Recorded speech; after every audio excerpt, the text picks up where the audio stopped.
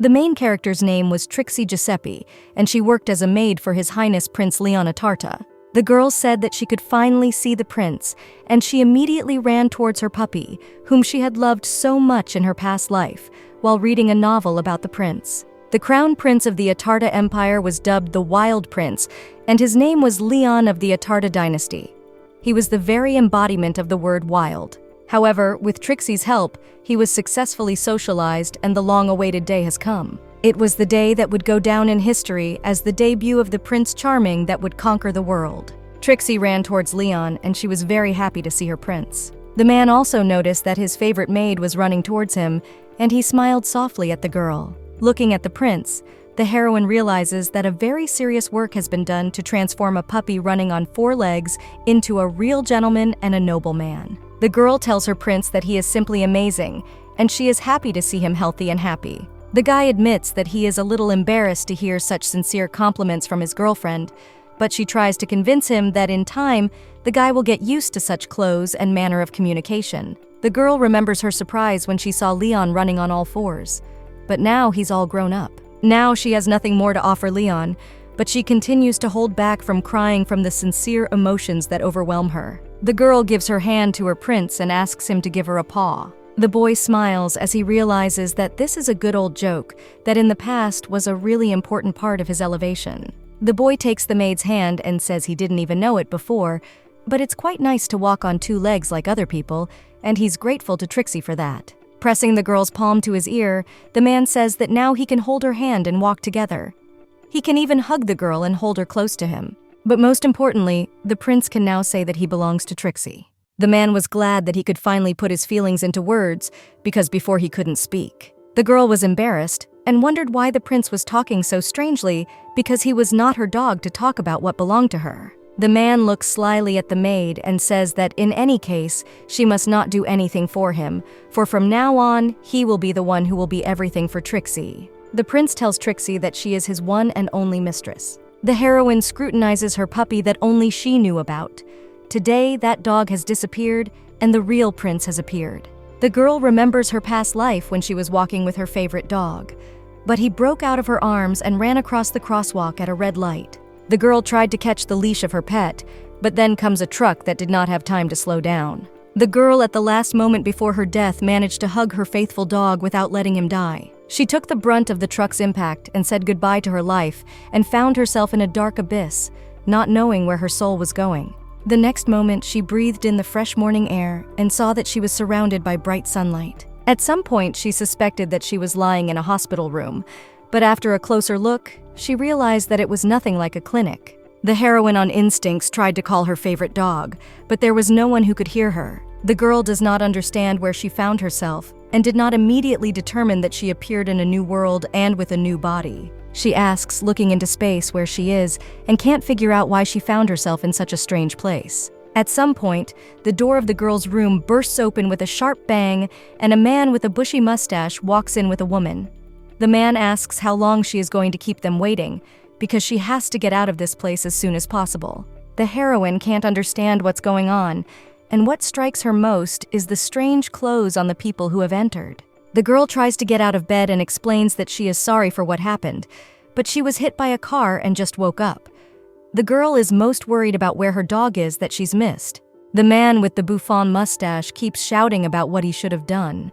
Even then, you can guess that when the girl made a fuss about wanting to marry a worthless commoner, her head had already stopped thinking at that moment. The heroine wonders what the man with the bushy mustache is talking about because she was too young to marry. The man says that just now this handsome groom is waiting for the girl, and so he demands that she go away with him and starve to death while her parents won't help her. The mustachioed man says Trixie is no longer their daughter and she can go away. The girl tries to explain to the strange people who call themselves her parents that she can tell everything and they will understand her. No one waited for the girl to tell what happened, and the guys left, leaving the girl alone, while she noticed that her hands were whiter than before. She can't believe she's in a different body, so she runs to a nearby mirror.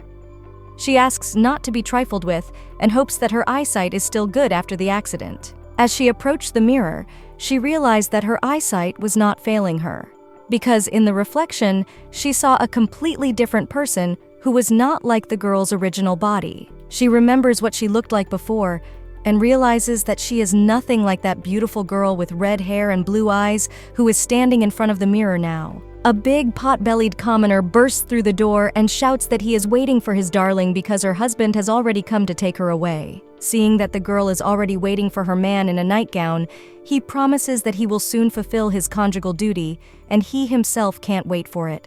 The heroine wonders whether this man, 20, 30 years older than her, is her fiancé. The fiancé approaches the girl from behind and hugs her belly, saying that nothing can stop them.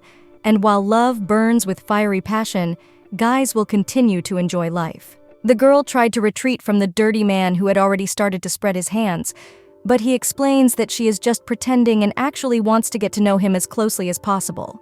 The man's plump lips come close to the girl's ear, and he says that he is incredibly happy that the girl, despite her family's objection, has chosen her lover and calls her name Trixie Giuseppe. Hearing the name of the protagonist, the girl realizes that she is in the world of romance. Everywhere, from her official debut to even a small tea party, this girl was so consumed with gossip that she could end up making an obscene remark to anyone and stabbing them in the back. She even ended up in a scandalous relationship with a commoner and then was rejected by her own family. However, the problem is that the protagonist did not finish the book, so she has no idea what the plot is or how the story will end. But what she does remember is that the mere sight of Trixie could drive anyone mad. Now she is Trixie herself.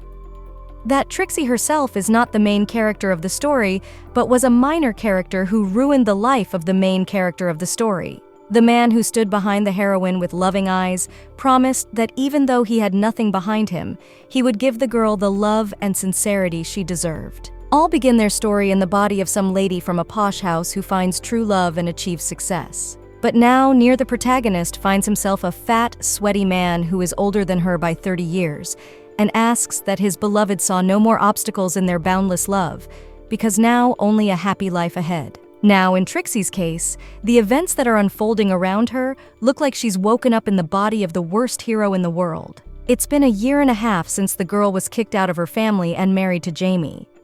The man was constantly yelling at the girl because he was angry that she wasn't doing a good job around the house. He was angry that the girl was not even strong enough to get a regular job, and he considered her useless. The heroine had to endure her husband's insults while he was constantly yelling at her. While her husband was insulting her, the girl swore to herself that as soon as she saved enough money, she would tear down the old house and level it to the ground. The sweet man who claimed he needed nothing but their love dissolved after just one day and turned into a terrible tyrant. The man wasn't afraid to beat the girl and humiliate her in every way possible. Trixie's family disowned her, and she couldn't even buy a wedding gift for her husband, and because of that, Tot immediately started beating her. That fat Jamie, only because of her family's huge fortune, decided to take the girl as his wife, but when the family disowned Trixie, he was left with no money.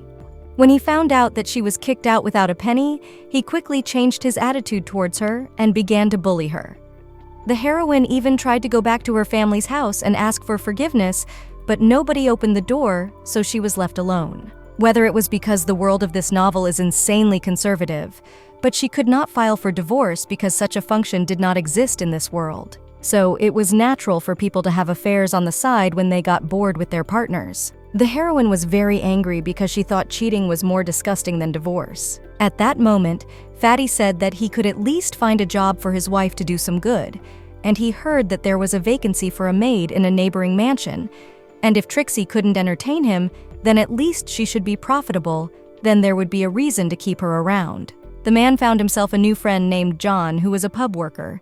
Trixie wouldn't let the man sleep with her, so he found another girl on the side. Until now, Fatty never let her work because he was afraid she might run away with the money, but she doesn't understand what could have changed his mind. The man talks about the foothills of Mount Meta, and it's that rough place where people die every year.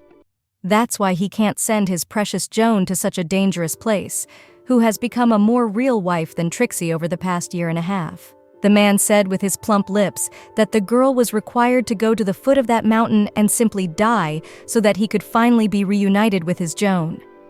The protagonist was furious with anger because she realized that this creature does not even try to hide his motives, and she cannot tolerate such treatment. Suddenly, Fatty says that the palace staff offers 10 gold pieces to the one who comes out from under the mountain alive, so it's not such a bad deal. The heroine imagines what 10 gold pieces is, because in this world, 1 gold piece equals 100 shillings.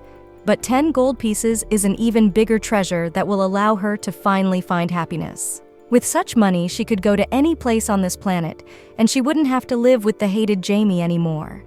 In addition, the heroine thinks that she will perfectly cope with the work of a maid, because in fact, she has been doing such a job for a year and a half while living with a fat man. Finally, she can escape from this dirty hole and find her happiness. Surprisingly, the girl was sent in a carriage, and she was surprised at the way she was looked after. She has never seen such a luxurious carriage and thought she was being sent to a dirty mountain base, but for some reason she is being taken in a very expensive carriage. She apologizes for the not-so-uncomfortable question and asks the knight riding next to her, are they now being sent to the foot of the mountain named Meta? The knight is surprised and looks at the girl like she's suicidal, while asking, did she really think she was going somewhere else? The girl realizes that this knight is so scary that she doesn't want to ask anything else, so she just sits quietly. She hopes that the other maids didn't die but just quit because of the grim knight who was guarding them. Soon, the knight tells Trixie that they have arrived at the place, and coming out, she saw a huge castle. She is surprised that on such a dangerous mountain, there was a very real mansion that could match her rich parents' house. The knight holds out a leather cloak to the new worker and tells the girl to put it on. Looking at the new garment, she wonders if the maids in this mansion use a leather cloak as a work uniform. The knight explains that this is not true, and that the cloak is for Trixie's personal safety, and under no circumstances should she take it off if she does not want to lose a limb, and should not go ahead of the knight if she wants to survive. The girl is surprised to hear this information, and realizes that if a dangerous job welcomes fragile girls as maids, then things look very strange indeed. Suddenly, Trixie's thoughts are interrupted by a loud scream, and a woman's voice asks the Lord to calm down. The knight realizes that he seems to be missing again. The people inside the mansion say that they let the guard go because the man took the medicine an hour ago, but when they went to check the cage, it was empty. However, he can't have gone far, and they need to check the castle's surroundings first. The knight orders the girl to go to the hall and close the door and wait for them all inside. The girl wonders if she is going into the hall alone. She thinks the guys are in trouble because the animal is missing. The man tells her that she shouldn't go outside whatever happens, and she wonders if the beast that was kept in the cage was so dangerous. The other people who worked in the castle were also wearing leather cloaks, and if it would help against a strong beast that could escape from the cage. The heroine realizes that she doesn't have to worry about the search yet. As a new worker, she doesn't understand much yet. If she was ordered to wait, she will follow the order. She looks at the entrance to the mansion and is surprised by the 8 locks.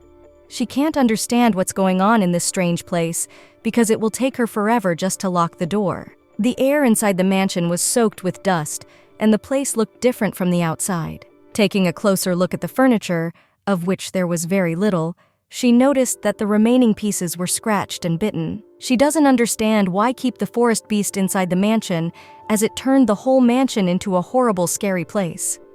The heroine doesn't notice the silent dark shadow watching her. The girl decides to sit down on a real chair in the middle of the room and rest a bit. But she was so inattentive that she did not hear the quiet footsteps of the man. The girl was very frightened and hoped that she would not be frightened, because in such a case she could just lose her temper. Suddenly, a dark silhouette with glowing eyes emerged from the darkness. The strange creature flies straight at the protagonist, and she at the last moment notices the approach of the monster. The girl at the last moment manages to dodge the strongest blow with her hand, which tried to inflict a strange man with white hair and violet eyes. The man looked really frightening, and was not like a human but like a demon or a crazy beast. The man came very close to the girl and quietly whispered a question, asking who she was. The guy gave off a foul odor as if he hadn't been washed in months. The girl wonders who this man is, and if it is a thief or some kind of hunter that broke into the castle. She has no time to react before the guy grabs her palm and stares at her predatorily. The guy looks human on the outside, but a closer look reveals that his whole being is imbued with animal instincts. It was very difficult for the guy to communicate in human language, and he was struggling to squeeze every word out of himself trying to ask who she was. The girl tried to explain that she was the new maid. The heroine realizes that now this guy is likely to tear her apart, and she can't even escape because there are 8 locks on the entrance, and the rest of the castle workers are looking for this madman in the woods. She has to run away, and she still hopes that by screaming, someone will come to help. The girl decides to try to count to 3 and start her escape, and when she gets to the door, she tries to scream and call for help to get the attention of the knights. Looking at the madman, she counts to 3 in her head. When she reaches the last digit, she is surprised and has no time to react as the guy falls right into her arms. The man snuggles into the girl and makes a soft growling sound and falls asleep. The girl realizes that now she has a chance to escape, and while this madman is out, she runs away from him. During her escape, she heard the surprised sound of the madman, who seemed to be trying to ask for help, but could not express himself in human words. She felt the incredible pain that comes from the blonde man and decides to turn around and ask why he was acting like that and if he was hurt all this time. The girl tries to greet the man and tell him that she doesn't mind helping him if he promises not to hurt her. Suddenly, the guy growls again, and she remembers her faithful dog who was just as self-destructive as this blonde man. The dog from the girl's past life was very naughty, and she had to send it to the shelter several times, but still, this dog was the closest to her. This man that stands in front of Trixie continues to resemble her dog, so she can't just run away. In the beginning, the dog was also afraid of the girl, but then she let him sniff her hand. The girl decides to try what she did with her dog and draws her palm towards the crazy man. She realizes that thinking of this man as a dog calms her down and the fear disappears. Next, the girl decides to show who is in charge, and with a serious tone loudly says that the boy is a bad dog and he must not raise his voice at his mistress and must not attack her. The man, who had been used to being either feared or despised by everyone, could not understand why he was being treated so strangely. Seeing the madman's confusion, the heroine realizes that her plan is working and he is slowly becoming her tame pet. The next step was to tame him completely and show him kindness, so the girl keeps reaching out and explaining that she is not a bad person. She holds out her hand to the man and asks if he wants to smell it. The guy's nose gets closer to the palm and he gradually gets used to her scent. Seeing how the guy is still afraid of her hand, she extends it right to his face. The girl surprises the crazy man when she touches her gentle hand directly to his face, and in a sweet voice starts to explain that he is a good boy and everything will be all right. The girl, with a smile on her face, presses the blonde man to her and promises that she will not hurt him and will protect him from all adversity. She realizes that he was afraid to be alone, and now everything will be all right because she is near. The man felt relief and the very care he dreamed of receiving. His creation immediately weakened, and Trixie's tame dog fell asleep in her arms. After the work done, the girl was very happy because she was able to tame another dog.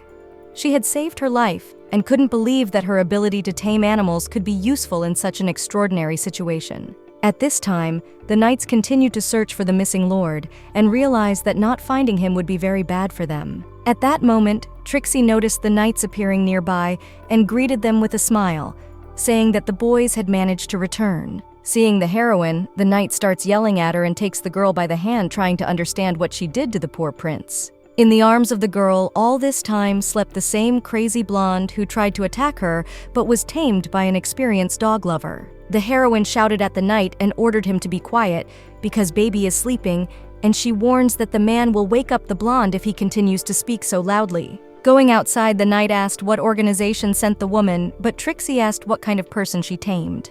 The girl also mentioned that she came here as an ordinary maid and doesn't belong to any organization. The knight guesses that it turns out Trixie is their assassin spy. The girl was too nice to be an assassin. She also says that first she was called a spy and now an assassin. She doesn't understand what Knight is talking about and starts tearing her hair out of stress. She also doesn't understand who the strange blonde man who looked like a real puppy is. The Knight did not listen to the girl and squeezed her shoulders and demanded that she confess that she is the murderer of the Grand Duke, and according to the law of the Empire, they will make sure that the girl is executed in the square. Trixie realized that the situation was not going in her direction and asked the knight, "Doesn't he realize that he has lost his mind because he didn't even think about what he was saying? If the heroine was an assassin, she would have killed her target long ago and escaped before anyone caught her, or the guys think she would have just stood there waiting for the knights to capture her while the target is still alive." Thinking about it, the knight realizes that this stranger's words make sense, and he still doesn't feel any hostility from her. She doesn't have any weapons on her after all.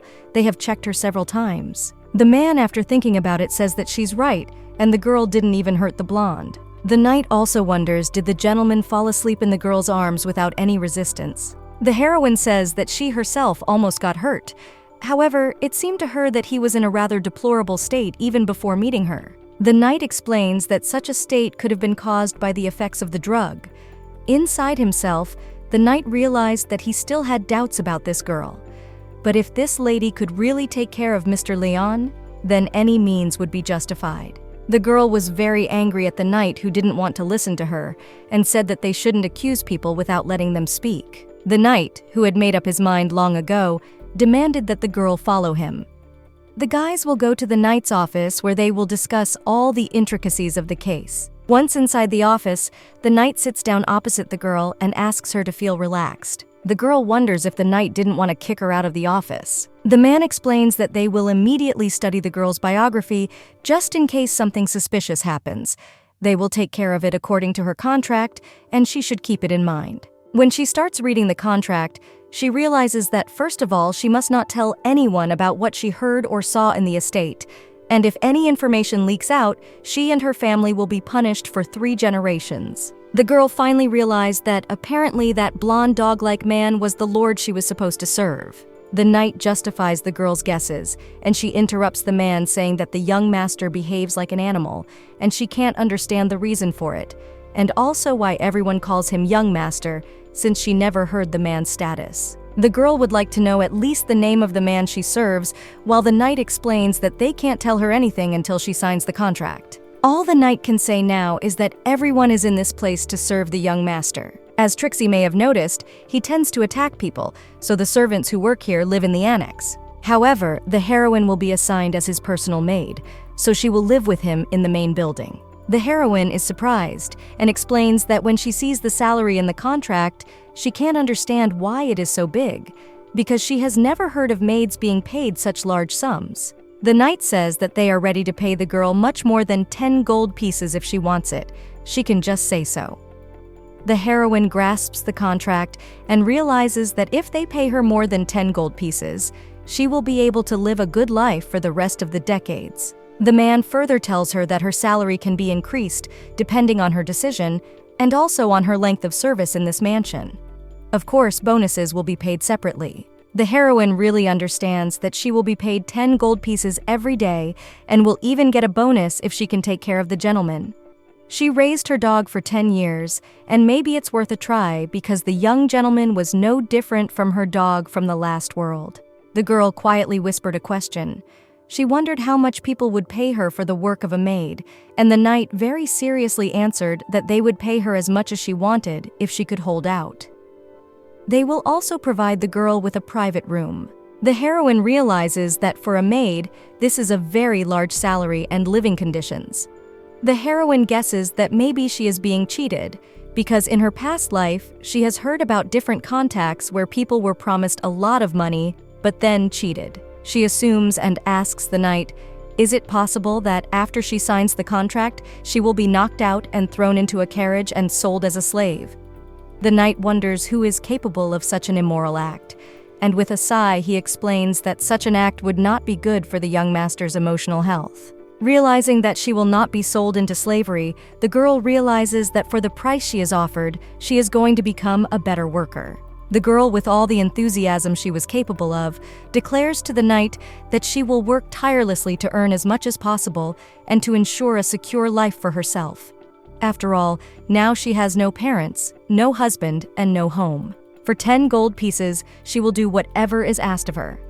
The knight also presents the girl's last document and says that it is a very important agreement for Trixie's family. Upon learning more, it turns out that this document is intended to pay Trixie's family 1,000 gold coins if she dies at the hands of the young lord. If the girl is married, her spouse will receive this compensation. The heroine asks, are these people serious about giving such a large pile of money to her hated dumbass and worthless pervert who should have a place in the foulest pit of hell? She begs the knight to burn the damn paper in front of her right now.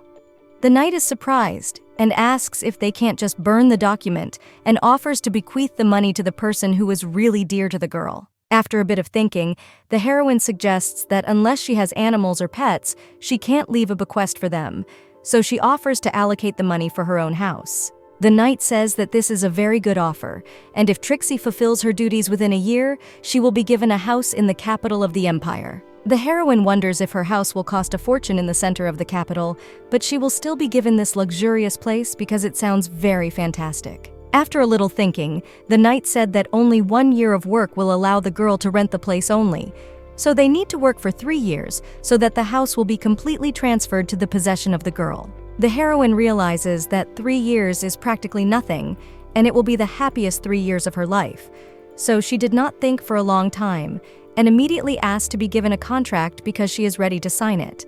With this signature, she will have a bright future in 3 years. The knight also said that his name is Adler, and the girl can turn to him for her favorite questions during her work in the mansion.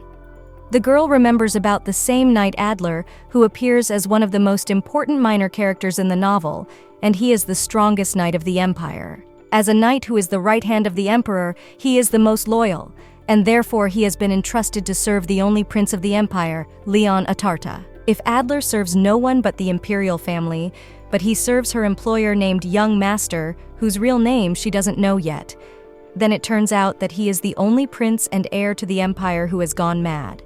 His name is Leon Atarta. Could it be that her young master is the famous prince who has gone mad? In a novel called The Marriage Contract of Margrave Leon, he was described as a prince with an unbalanced mind. Because of the unbalanced psyche, the emperor tried to hide the existence of his only son, as a result of which Leon was barely mentioned in the novella itself. The boy was one of the reasons why the empire was in decline, and after giving birth to Leon, the empress died suddenly.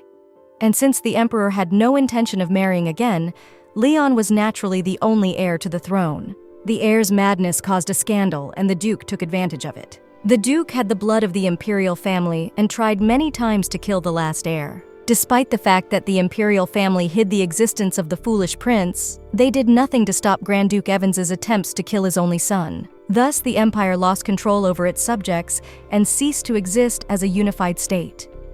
It was then that 2 brave heroes appeared who saved the dying nation, and they were the main characters of the novel that influenced the whole plot of the story. Given all of the above, the goal of her Leon in the novel was to go through many trials and tribulations so that the protagonists had a happy ending. One had to suffer over and over again through various trials and tribulations.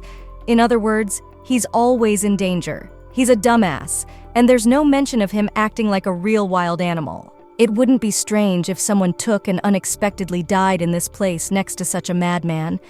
The imperial family is about to come face to face with the carnage. The heroine has to escape from this bloody place before it starts, and after a bit of thinking, she doesn't know if she can do the task she agreed to. The girl smiles at the prince named Adler and realizes that life is more precious than any money, and says she will leave and apologizes because she doesn't want to sign the contract. Adler wonders why the girl so suddenly changed her mind and is ready to run away. The girl stammering tells him that the knight knows how things are, because people's hearts are quite fickle, while the heroine tries to hold back her fear and clenches her hands not to show how they are shaking. At this moment, the knight realizes that this girl may seem suspicious, but she managed to put Mr. Leon to sleep, and it will be hard to find the same person as this mysterious lady. Now Leon needs to keep her in this place for the night before asking her to stay, so he first agrees with the girl to show that she will not be held by force. The heroine wonders why the knight lets her go so easily, but it was a relief because she thought she would have to fight for her decision. She also does not forget to ask where the exit from the mansion is, but the man warns that the road at this time can be dangerous. He suggests the girl to stay at their mansion for the night and leave in the morning when the road will be safer. The girl realizes that she will be more confident anyway if she walks through the woods during daylight hours. The knight realizes that the girl is clearly excited at the mention of gold, and perhaps she needs the money, in which case she might change her mind if she is treated luxuriously, and he thinks he should use this as bait. Adler's musings are interrupted by an unsure question from the heroine, who wanted to ask something personal. The man allows the girl to ask, and she asks if she can get her wages because she has been in the mansion all day, and she means the 10 gold pieces that were mentioned before. The knight says that the heroine will get her money, and the girl shouted happily, saying that she will be very happy, but she can't believe that she didn't even agree to sign the contract, and still she will be paid the promised gold coins. At this point, Adler realized that this girl is desperate for money, and he found a sore spot to press to change the decision of the mistress. Soon the man shows the annex. It is a very large mansion that was built for the palace servants. Entering the palace, the man shows the maids and young butlers serving there. The men greeted their knight named Adler with joy. The man introduces the new guest to his servants and says that Trixie will stay the night, and he asks that the guys serve her properly. Soon the protagonist enjoyed in a warm bath, realizing that even in the mansion that belongs to the servants, she feels incredible luxury. She also doesn't understand why she cares so much about the guest who stays only for the night. The maids and butlers were very kind to their guest and served her like a true aristocrat. She was a little uncomfortable with how kind the servants around her were to her, but it is so nice when others treat her kindly. After all, the girl is used to the constant yelling and arguing in her home. If she lived in this place, she could have a luxurious life with kind servants. Realizing that harmful thoughts are trying to get into her head, the girl tries to influence herself and explains to her brain that she can't stay in this place because she will die because the prince will be in constant danger. At this time, she needs to think about what she will do when she leaves the fortress. But suddenly, the image of the prince who looked at her with pitying eyes appears in her mind. At the same time in her creation, there is any dog because of which she died in the past life, but he was the only one whom the girl trusted. She realizes that she must not be deceived, and on the contrary, must be strong, because the prince will be waiting for his heroes. But she must take care of her life first of all, because she cannot give in to the luxury that she was offered. Later, the girl was treated to the best dinner she had ever tasted in her life. The next morning, she felt so good that she couldn't believe that such a life could come to her so suddenly. The girl was glowing from the spa treatments and the various goodies she had tasted during her stay at the palace. The girl asked herself if she should work in this place for just a year and enjoy the delights of civilization that were here. She realizes that there is a little more time before the main action of the novel begins, and perhaps it will not affect her badly if she allows herself to work in this place for a little while. The main plot of the novella begins with Layla's spectacular debut into high society after leaving for 3 years. The reason the girl left high society was Trixie's bullying on the day of her debut, after which she started avoiding everyone. The girl is still angry thinking about what terrible things the main villain said to the heroine that day. She had the nerve to pick on Layla's outfit, and she was clearly not in her right mind.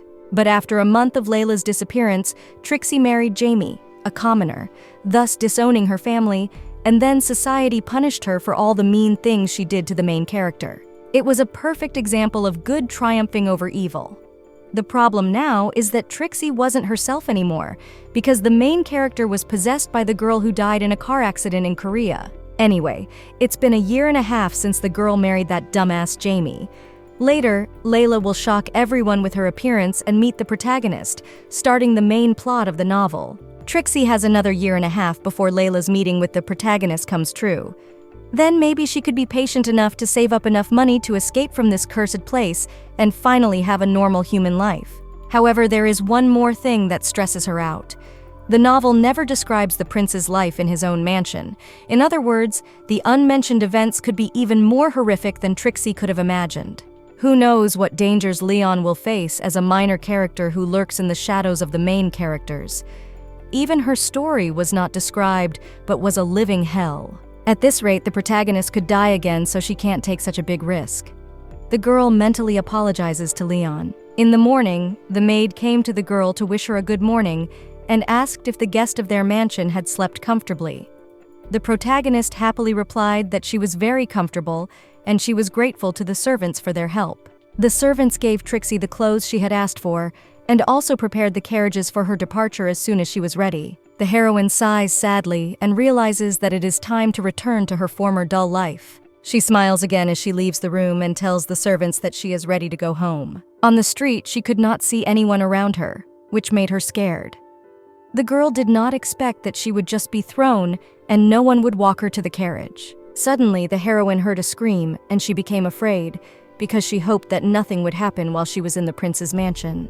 The heroine remembers her favorite dog, and after meeting him, he kept asking for a new mistress. The heroine couldn't just leave the prince if he was in danger, and her instincts to protect her pet took over, and she decided to check who decided to attack her puppy. She ran in the direction of the scream she heard to see what was going on. She saw Leon growling like a true beast and being whipped with a large leather whip. She couldn't believe her eyes, for who would want to beat a prince, as it is incredibly cruel? The elderly man swung again to attack the prince, but Trixie burst in and asked what the man was doing with the whip, and he had to put it away now. The older man apologizes to Trixie and says that they are just playing and she should take it normally. The girl doesn't understand how this kind of treatment of a human can be called play, because she sees that the puppy is very frightened and scared.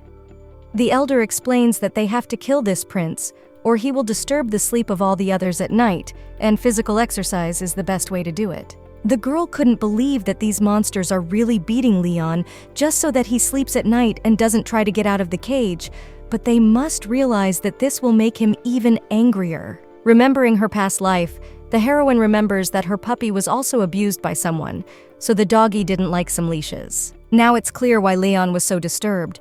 He lived in constant fear and anxiety with no one to rely on. Trixie understood that this poor pup should live happily ever after, but only she could understand the prince's true nature.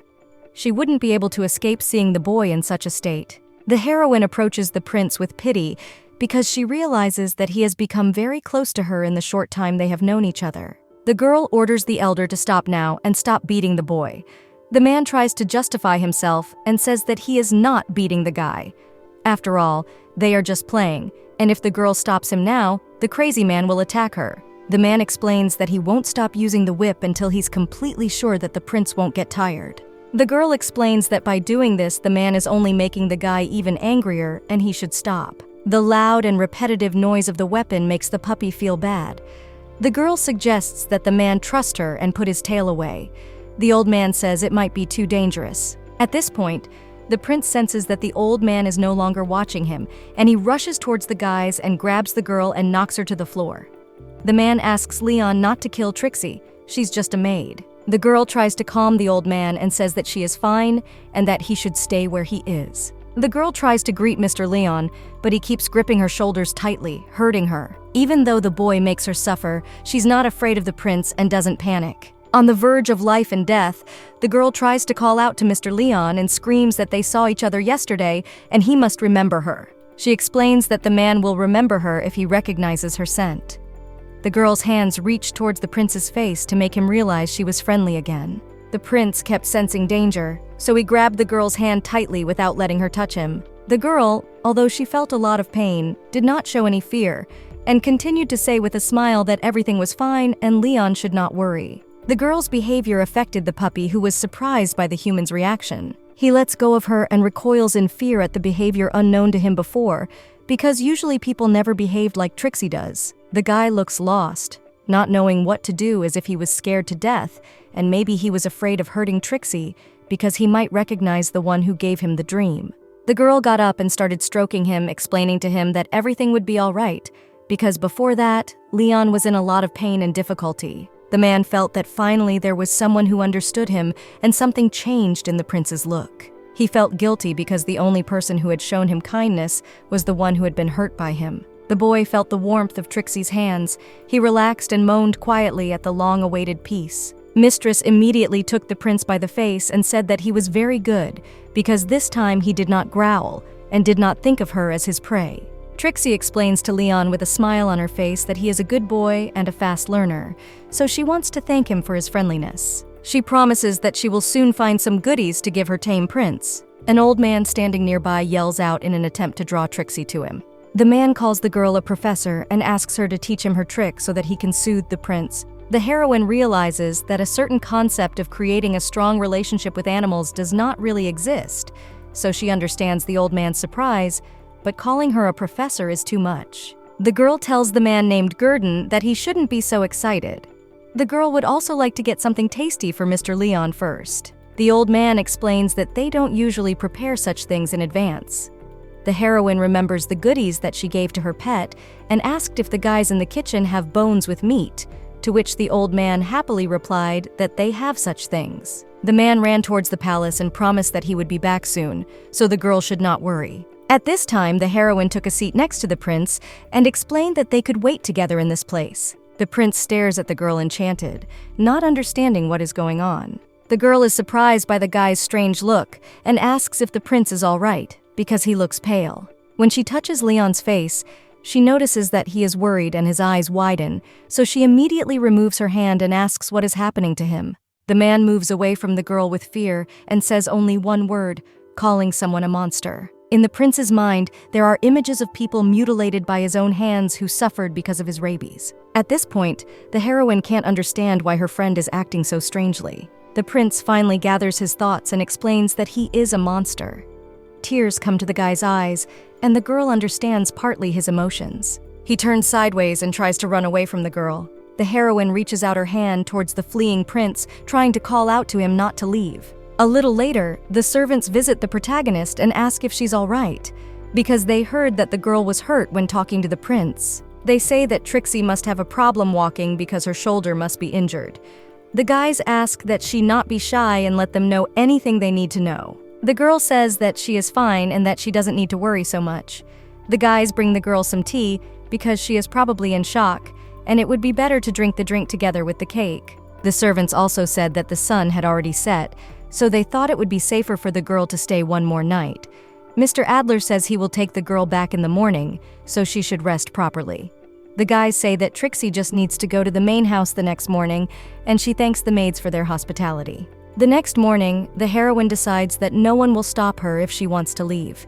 But it would be wrong to leave after what she saw the previous day, because she will check how Leon is doing for the last time, and only then she will leave. Suddenly, the girl hears the familiar sound of the whip again and realizes that it looks like the guy is being beaten again. She bursts into the room and demands to be explained what is happening to the prince again. When she opens the door, she sees the brave knight Adler lying on the floor and the prince standing over him trying to strangle him. Angry Leon is furious and tries to kill his opponent. At this time, Adler is worried because he is not allowed to harm the prince at the same time he must stay alive. Trixie tries to break into the conflict and asks Leon to stop and not to harm the knight. An old man appears nearby who realizes that the knight must be saved and obeys his command. At this point, Adler tries to somehow appeal to the prince to come to his senses, but in return, the guy only demands the man's death. Trixie realizes that Leon is such a big threat as if he really wants to kill Adler. The heroine promises that she will help and solve the situation with the principal, but then an old man appears and says that he just brought a means of help. When the girl looks closely, she sees that the old man has brought a whip with spikes. The old man decides to take a swing at Leon to stop him from strangling the knight. By hitting Leon with the whip, the old man managed to achieve the desired effect, and the guy shuddered while letting go of Adler. Suddenly, the prince looked fearfully at the men in front of him and he began to tremble. Immediately, the knight seizes the initiative and grabs him by the neck, trying to restrain him.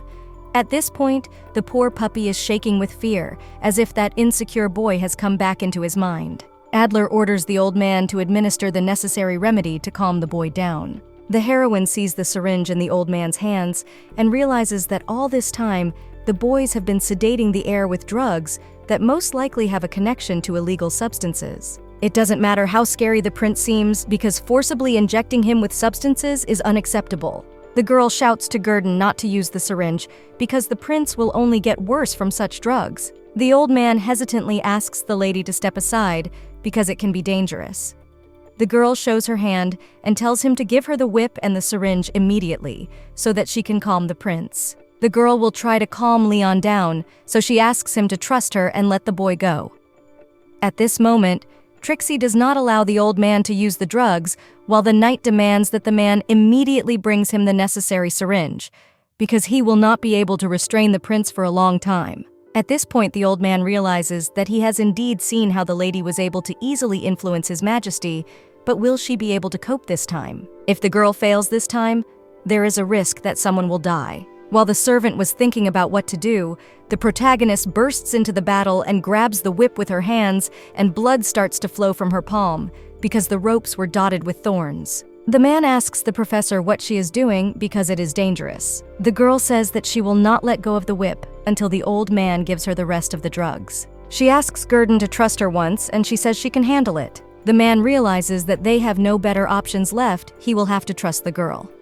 The knight was not very happy that the servant trusted Trixie, but at that moment the old man realized that if what he saw last time was not just luck, then this time everything may be as it should be, and they will be able to change the prince. The protagonist turns up and asks Leon if he doesn't like all the things they use against the guy. Looking at the syringe and the whip in Trixie's hands, the boy sobbed, and it was obvious that it hurt him to see all this. At this point, the knight was shocked that the boy who usually shows aggression was now showing his fear and tears. Trixie defiantly tosses the syringe aside along with the whip. The girl shows her clean hands and tells Leon that now those scary things are gone, and he should see it with his own eyes. The girl has personally gotten rid of all the dangers that threaten the prince and hopes that he will trust her. She recalls her communication with the puppy, and when she showed her hands, the puppy immediately realized that the danger was gone. At that moment, Leon stopped crying and looked with surprise at the girl who had been making him ponder his fate all this time. At this moment, the girl realized that now poor Leon was very scared, and all this time he was alone in the world where no one understands him. One day, the heroine is also alone, so she understands how he feels. She comes to the prince and kneels down saying that everything is all right and there is no need to be afraid. The heroine promises that she will do everything to make Leon not afraid of anything anymore, and she will show him this wonderful world from a new side. The mad prince couldn't contain his rage, so he sharply broke out of the knight's arms and ran towards the heroine. A sharp claw strike struck the girl and wounded her. The prince's strong male hand grabbed Trixie's arm and squeezed it with all his might. The guy's hand was wrapped around Trixie's other hand, which began to soothe him and whisper that everything was okay and he should stop being afraid. The guy immediately closed his eyes and began to fall asleep. The girl exhaled peacefully, realizing that it was finally over. She explains to the surprised guys that everything is over and there is no need to inject the prince with drugs anymore. Adler recalls the words of the elder who told about the amazing case when Trixie calmed the prince without letting him go crazy. The knight approaches the girl and says that he will take Mr. Leon to his bedroom, but Trixie's contract he wants to renegotiate and she should not go anywhere and wait for him.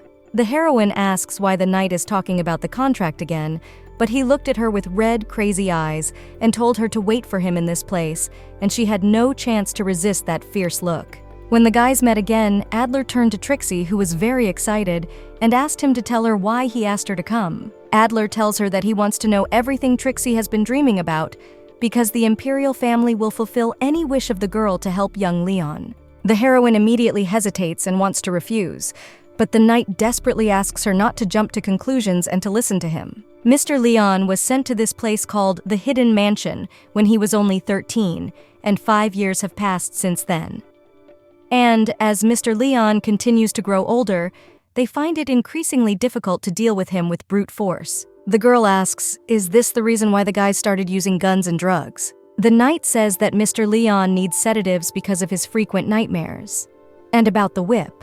Once he accidentally hurt himself with it because the guards forgot to remove it, and since then the prince is afraid of the tail, so they have to use what helps. The heroine says that may be true, but how could they use the weapon against the guy knowing how scared he is about it?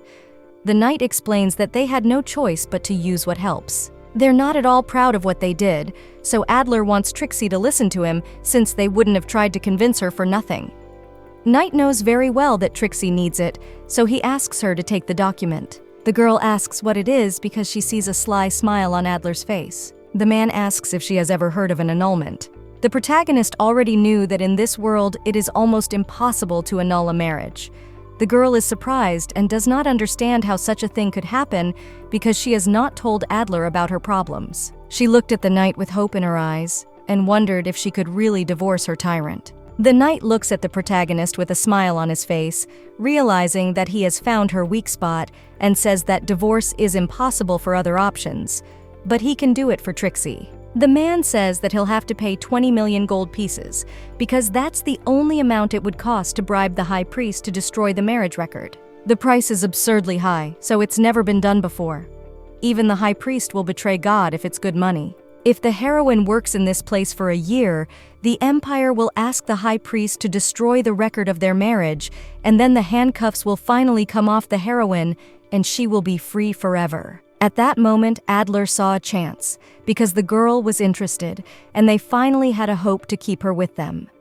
If the boys get this wonderful girl, the knight is sure that Mr. Leon will be able to return, and he will be able to return to his rightful place in the imperial palace. Adler explains that if the payment is not enough for Trixie, she can just say so. The girl explains that it is not like that at all. On the contrary, the conditions are too good and it is a bit frightening.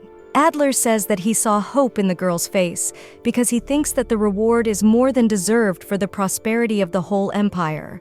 And with the girl's help, Mr. Leon will be able to return to his rightful place and become a worthy ruler. Trixie doesn't understand his feelings because the knight has devoted his life to the service of the imperial palace. The heroine doesn't think she can sleep well with her eyes closed to Leon's suffering and leave this place, so she has already thought about staying. All the techniques she used on her dog have worked on the prince, so the situation doesn't seem as hopeless as it could be at first sight. Maybe the heroine will be able to turn the prince into a glorified prince who can bring order and prosperity to his people. If everything works out, Leon will not be in danger as it was in the original novel, and the main characters will not be involved in his life. Trixie will be able to annul her marriage and even earn the dream house and still have nothing to lose. The heroine, after a little thought, says that the terms of the house she was talking about should also be included in their contract. The knight says that if the girl so desires, they will do anything for her to agree to serve in the imperial palace. If she even wants a bigger house,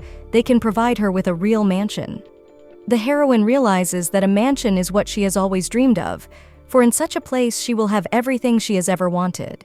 The heroine would like a house with a large garden and covered with soft grass. Location is also important, so that she can get anywhere and everything she needs for a comfortable life is close by, and that the cost only increases over time. Adler realizes that such a perfect place is not easy to find, but he realizes that now he has to say everything to make this girl agree, and says that he will definitely find the right place for Trixie. He can count that as her agreeing to the contract. The heroine smiles as she realizes that she could get the best deal for herself and says that she will sign the contract. The man holds out the signature to the girl, and she realizes that she would like to receive Adler's personal promise that the records of her marriage will be destroyed. The man realizes that the girl is still trying to make sure that she is not being deceived, and promises that he will personally make sure that everything is done without the slightest mistake. The girl says that she doesn't want to force Mr. Leon to behave like everyone else unless he wants to, because she's only doing it so that Mr. Leon's life will be more peaceful than it is now. The girl confesses that she really only wants to make this tortured puppy happy. Adler is surprised and says that he and everyone else in the place also want Prince to finally find happiness. They want to see this guy healthy and also free of worries and able to smile genuinely. After all, they have never seen Prince smile. The heroine realizes that Adler looks worried if he really wishes the prince well. She didn't think of that. Maybe the guy was sorry for hurting the prince all along, but he couldn't have done anything better to save the lives of the servants in that mansion. Maybe Adler just believed that the imperial family and the already precarious position would fall because the sole heir was unable to speak properly. What's worse? Adler knew that his master had shut himself off from the world and was suffering, but Adler didn't understand how to remedy the situation, which had become just a big burden on his shoulders. She proposes to add another condition to the contract. It is forbidden to use tools like a whip and various syringes and substances for training. Adler says he understands Trixie's feeling, but it would be dangerous to get rid of all the tools that can be used to suppress Leon's aggression. Trixie says that she knows this, so she will write that they can be used as a last resort. Of course, her prior approval will be necessary to use any of the above-mentioned tools. The knight looked at her carefully, but still agreed, because he realized that such a clause would allow to use such things in an extreme situation. In the evening, Trixie fell asleep in her bed again, and she was very happy that she had not left such a comfortable place. The girl's happiness had not yet come to an end, for she had been worried after signing the contract, for in the end, she could not refuse to work in the imperial palace. Now there is no other choice, and only after a year with the prince can she leave this place. She wonders whether she made the right decision or the wrong one. Her mind is spinning and she can't sleep or just relax. Looking out the window, she finds that it is a full moon, and she remembers her past life. When she had a dog, he loved the full moon and often asked for a walk at this time. When there was a full moon in the sky, he always asked to go outside and even brought his mistress a leash. On the very day the girl died, she was just walking on the same day of the full moon. She feels sorry for her puppy and doesn't know if he survived the accident because she loved this dog. Now she realizes it's better to go for a walk and get some fresh air, because the habit from her past life is still there. She goes out into the Imperial Garden at night and walks quietly and modestly across the lawn. The moonlight is so beautiful, and the night air makes her feel wonderful.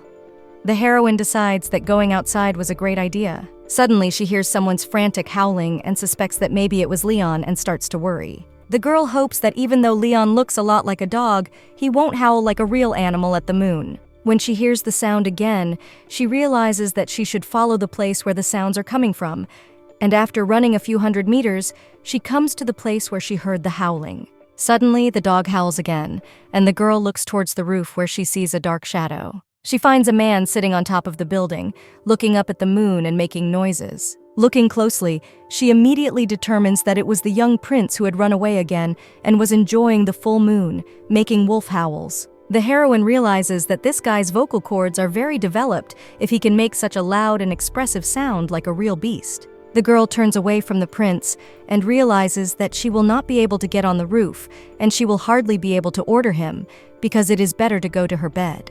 At that moment, the prince's eyes find the girl on the ground and he rushes to her. Leon lands next to Trixie and scrutinizes the girl. The heroine says with a smile that the guy scared her, and she doesn't understand when he managed to get down, because it was very fast. In response, the girl hears an unthreatening growl. The prince stops growling and Trixie realizes that he can't sleep. She also realizes that at this moment, she can safely see the prince's face and is surprised because the light of his eyes was deep purple. It seems as if she is drowning in the prince's eyes, and if she continues to look at him, she will not be able to move. Suddenly, the guy turns his back to the heroine, and she wonders if he wanted to show her. Guessing that the man wants her to climb on his back, she asks the prince directly, and he nods quietly. She tries to refuse and says it's bedtime and asks Leon to come back to the castle with her. They can play tomorrow when it's light. If the boy wants, he can stay and play alone, and she can probably go back to her annex. The prince's hands reached toward the girl, and he immediately picked her up like a little flower, as if she wasn't heavy for him at all. The girl blushed with embarrassment, for now Leon was behaving differently from the way he had before. While the man was carrying the girl to an unknown destination, she asked him when he had learned to walk on 2 legs, for before she had only seen him move on 4 limbs. She demanded that he let her go because she was a little scared. Suddenly, Leon said that everything was fine, and she wondered if the prince could speak. She had never heard such long phrases from him. Instead of growling, Leon managed to say a whole phrase, which was quite an achievement for such an occasion. She blushed and wondered if Leon understood what she was saying, because she was trying to get through to his mind that she was scared and asking him to let the girl go. The guy continued to take her in an unknown direction, even though she tried to break free and explained that her home was in the other direction. After a while, the heroine screamed with fear because Leon accelerated and began to jump through the woods like a real animal. The man was very fast, but the girl was only more frightened by his speed because she was afraid to fall. She asked the guy to bring her back to the manor, and soon he stopped and let the girl out, leaving her on the ground and doing it carefully. Looking at the place where the prince had taken her, she marveled at the beauty of the scene. The boys were greeted by the night sky, where they could see shooting stars that flew down and burned up in the atmosphere. Nearby, there was also a beautiful pond and flowers that bloomed their petals during the full moon. She asks in surprise if this is Leon's favorite place, and he quietly confirms it with an affirmative sound. The girl immediately approaches her prince and starts stroking his head, explaining that she understood everything, and he just wanted to show her his favorite place, and she is grateful for it. The boy seems to open up to her a bit, and he's a very good boy. As she gets carried away with touching the prince, she notices that he is starting to get angry with her, and she realizes that she needs to keep herself under control and pet him with caution. Leon is very much like a puppy who is still wary of humans because they just met recently, and it takes time to get used to it. A little while later, Trixie continued to enjoy the prince's beautiful favorite spot he had shown her. At this time, the boy was persistently digging a hole, and she wondered, why is Leon trying to act like a real puppy? Or is it instinctive behavior? She doesn't understand who could have taught him to act this way and socialize, or was he so crazy from birth? She also noticed that the guy managed to say a few simple words. The girl turns to the prince and asks him what words he knows, because she has already noticed that the prince has learned some of the words. The man quietly says that he knows the words and lists some of them, saying that he feels good or welcomes the girl, and may even say that he is hungry or deny something. The heroine thinks and nods smartly, realizing that the prince's vocabulary allows him to talk about his basic needs.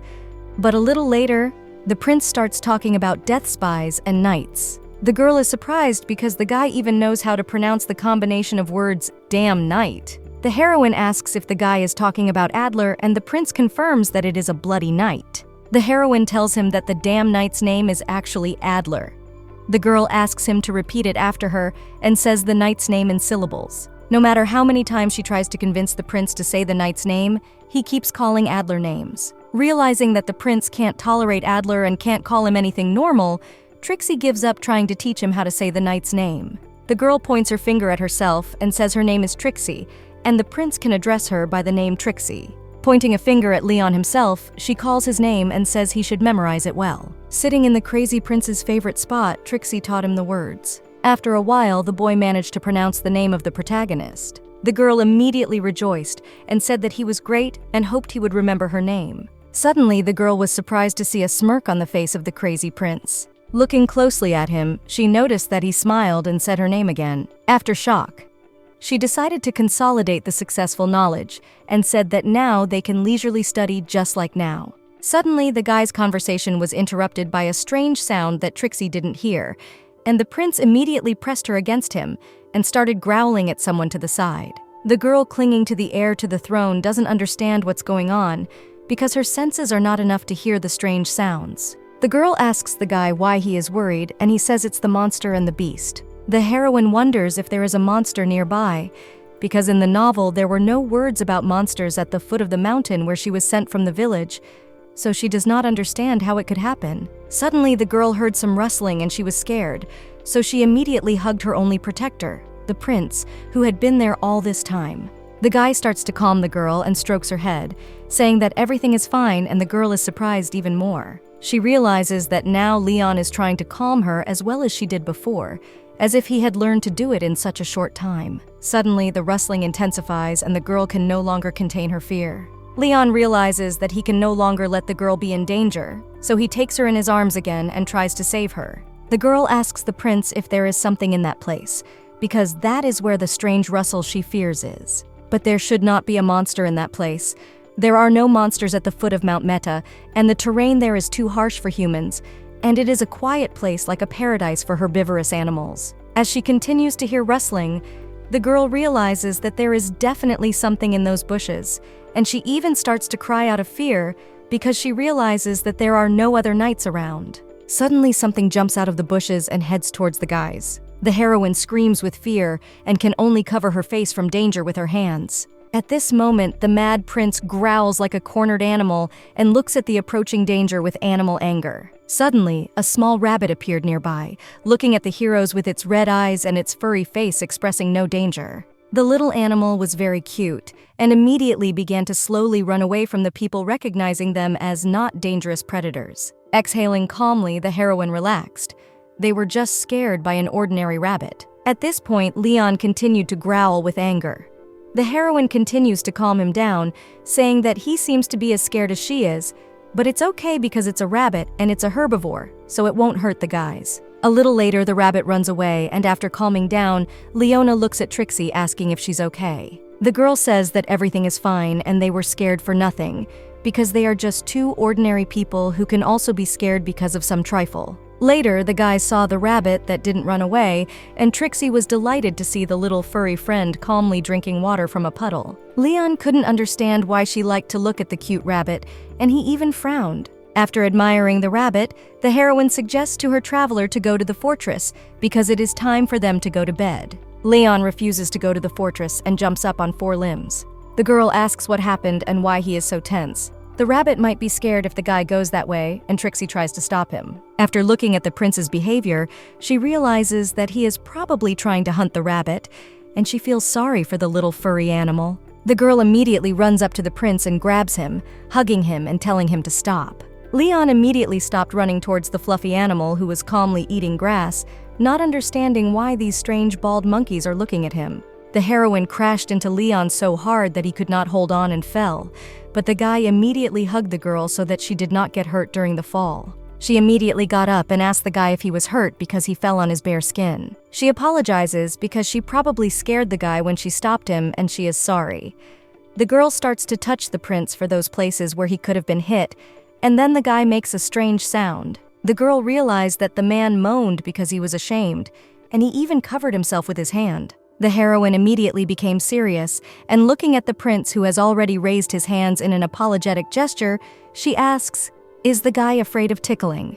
The girl immediately smiles and approaches the boy to tickle him to death. She asks for the prince to stay close and she wants to tickle him. She remembers her dog from her past life because she loved to tickle her shaggy friend, who also did not refuse to have fun with her mistress. Leon did not wait for the girl to tickle him and immediately ran away. The guy unhappily said the name of the friend, and it was obvious that he was not happy with her behavior. The girl wants to tease the prince but has to hold on because he is still the employer, so she apologizes and says she won't do it again because she even raises her hands to show that she won't hurt the prince. Going back to the last topic, the heroine asks, "Did the principal try to eat rabbit?" and he shakes his head negatively. Guy tries to explain and says Trixie is a rabbit, but she can't understand. How is that possible? The guy explains that Rabbit is Trixie, and she is surprised at his perception. He repeats her name and calls her a rabbit, but she can't understand what he exactly means. Somehow, she still wants to forbid Leon from hunting. After all, it's bad, and he shouldn't do it. The heroine holds out her hand towards her friend and asks that they return home together. Taking Trixie's hand, Leon smiled, and they headed off together towards the palace, with the rabbit watching them. Trixie's husband was happily doing his favorite thing as he was drinking with his friends in the tavern. The man sitting across from him asked if Jamie was in such a good mood because he looked happy. Jamie replies that of course he is happy because he has gotten rid of one of his troubles. The man sitting across from him asks if by trouble Jamie means his lovely wife. Jamie says that there is no reason to be happy about his wife's cuteness because she was completely useless. Jamie also tells him that he already heard Trixie die, so he is even happier to realize that no one is going to bother him. The young man sitting across from him was surprised to hear Jamie's words, because he thought that the girl's death had not been known yet. Jamie replies that it doesn't matter if she's alive or not, because everyone who works in that place dies sooner or later. The wonderful news of his wife's death inspired Jamie so much that he even decided to pay for the drinks of everyone in the bar. Once again, the people were delighted, as this is the second time Jamie has treated them to a drink. A beautiful girl comes up to Jamie and asks him with a smile, "Does he really love this place that much? Because thanks to Jamie's hard work, the bar will make a big profit today." She immediately walks over to the fat man and takes him by the face so that their eyes meet. She asks the man drowning in her charms if he wanted to meet her tonight after work. Jamie replies to Joan that apparently she's deciding to spend the night with him.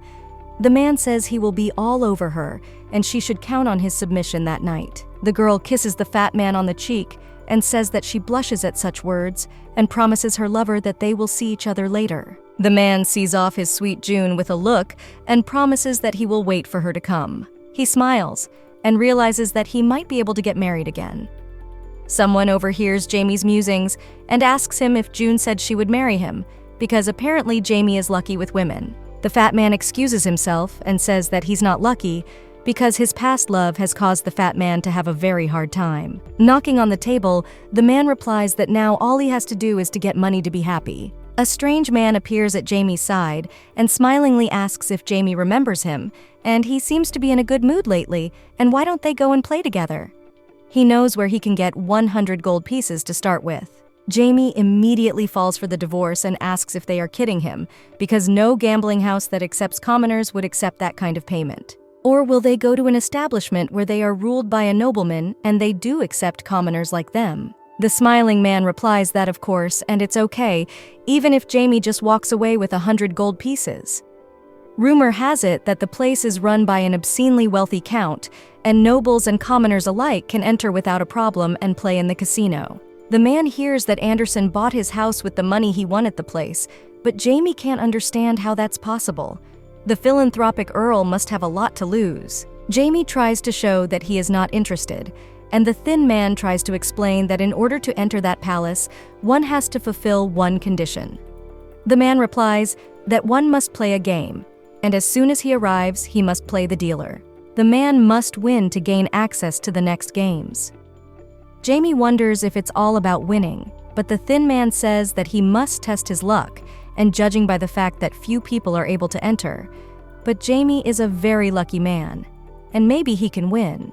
Besides, if Jamie has a hard time getting the money, he can always take more using the family name, and even if that bum who was his wife is dead doesn't know about Jamie's game, her family is still responsible for the family name. Jamie is pleased and says it's true, so Trixie can finally be useful to him, and he'll use her name to find the money he needs. Next, Fatty looks toward his Joan.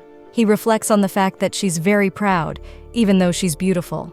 The man realizes that if he gets more money, he can date even prettier and younger ladies. So he realizes that by borrowing money in Trixie's name, he won't be hurt by using the name of a noble family. After his thoughts, Jamie immediately gets up from his seat and asks the skinny man where the beautiful place is. The skinny guy looked like a real demon, and smiling, he realizes that Jamie has taken his bait. Events shift to the prince's palace where Trixie walked by the well to draw water. She realizes that it will be very difficult for her to carry the water in the bucket with one hand because her other hand was damaged after the fight with the prince. The girl realizes that she must try, but she is stopped by a shout and looks back to see Gurdon. The man takes the bucket away from the girl and says that she hasn't recovered yet, and he is also sure that they shouldn't abuse the girl who needs a good rest because her injuries will only get worse every day if she doesn't take care of herself. Trixie smiles, realizing that Gordane had made a good point while being glad that she won't have to do physically demanding work.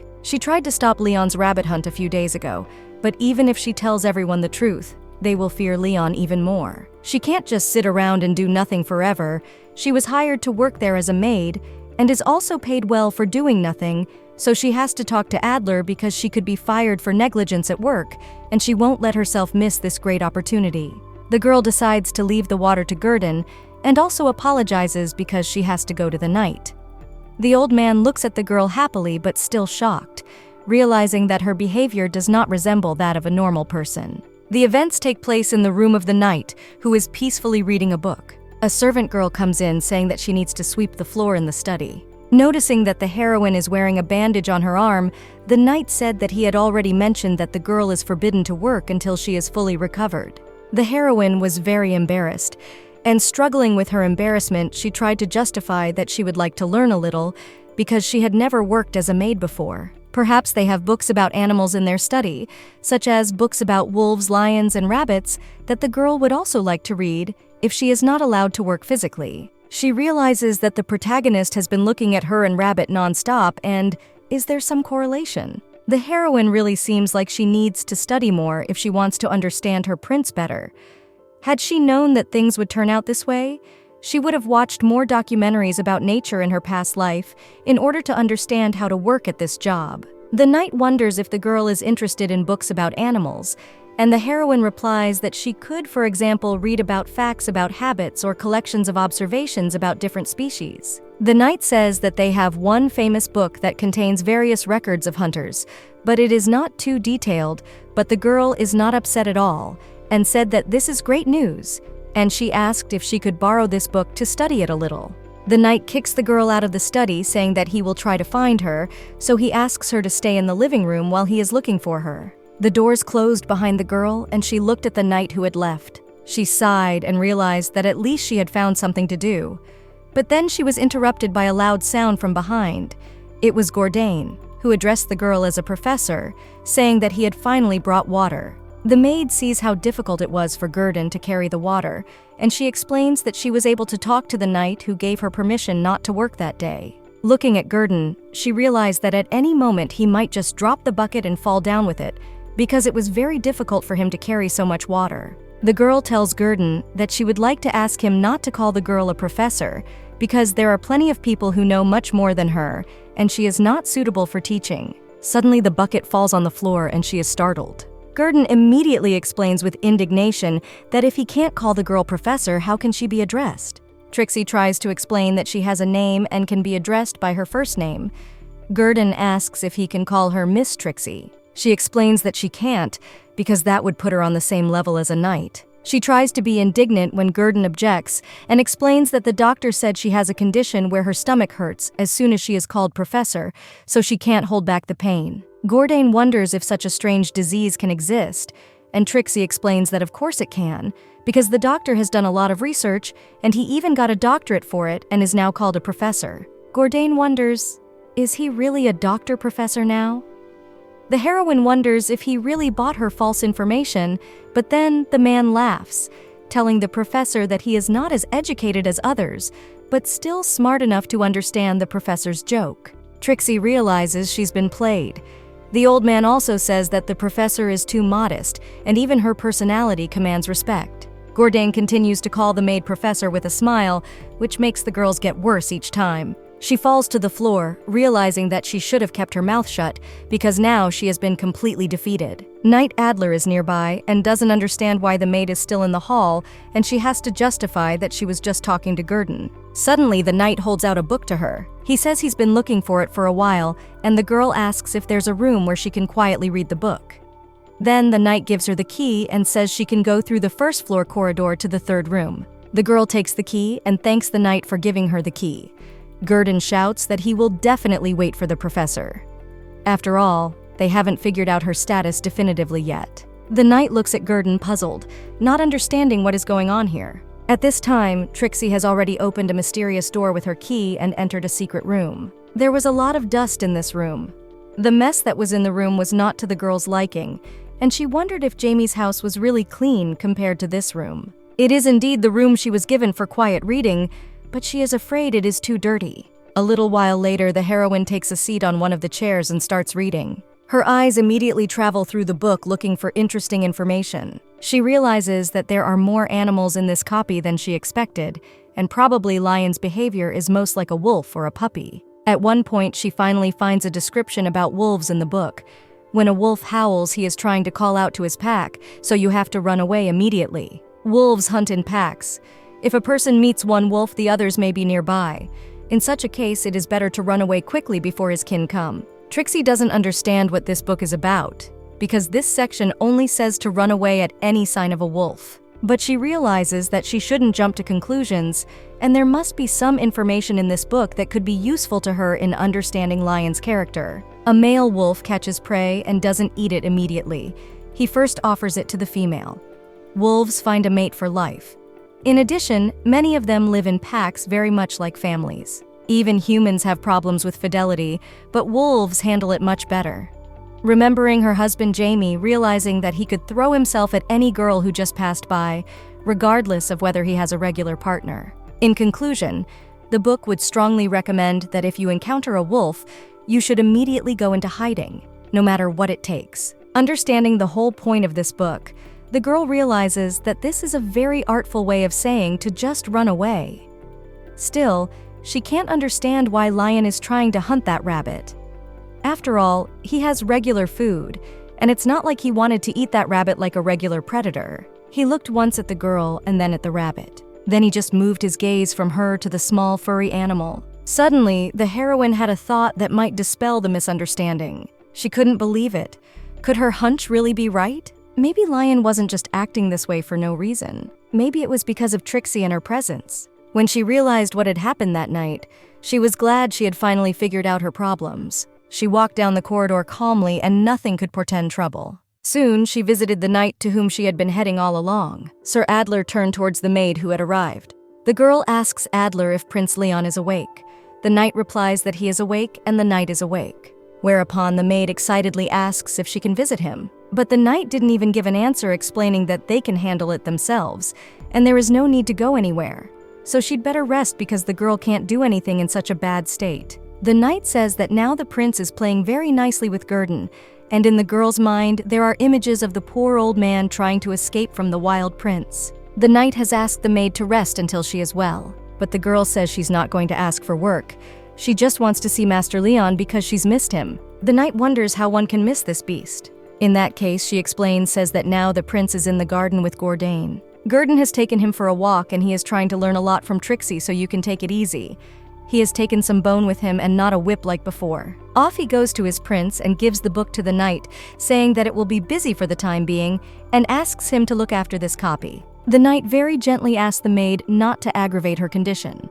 The girl obeyed the man and left towards the garden. At this time, Gurdon tried to play with the prince somehow and asked him to catch a bone. Nearby, Trixie appears that she was surprised by Gurdon's behavior. After greeting the old man, she immediately returns to the prince, greeting him with her smile. The boy immediately goes to her and rests his head on her face. The girl starts stroking him and asks if he was a good boy. The prince quietly answers positively, after which the girl wanted to ask him if he likes her. The prince immediately smiles and also affirmatively confirms the girl's question. She could not contain her feelings and immediately rushed to him to hug, saying that she was very grateful to the prince because she understood him. The girl asked if the prince perceived her as family and tried to catch that rabbit for her because he liked her. The prince was very surprised at the way the girl explained everything, but in the end he agreed. She calmly stroked her Leona. The maid has now finally figured out her prince's behavior and says that he is a good boy and she is pleased with his behavior. The heroine recalls that she showed up to his howling and they went for a walk together. Though it was very scary, but all the prince's behavior was like that of a real wolf. He must have accepted her as his family, so he looked after her and wanted to give her a rabbit. The heroine thanked her prince for accepting her. The man tried to repeat the words of gratitude after the girl, and she immediately praised him for his attempt, because sooner or later he too will be able to learn to speak like that. He nods affirmatively, understanding the girl. He also sees the bandage on the girl's arm and asks about it, and she has to explain that she is not badly hurt. The prince doesn't like what he sees, but the heroine excuses herself, saying it's nothing. The prince was very angry and says it was the damn knight who did it, but Trixie excuses her friend, saying it wasn't Adler. She explains that she's fine and the guy shouldn't worry, but then the prince's hand reaches out towards the girl's bruised arm. He kisses her gently, and she is surprised by Leon's behavior. The heroine asks what the prince is doing now. She notices that now he's not just kissing her hands, but licking them as well. The prince affectionately licks the girl's fingers, looking right into her eyes.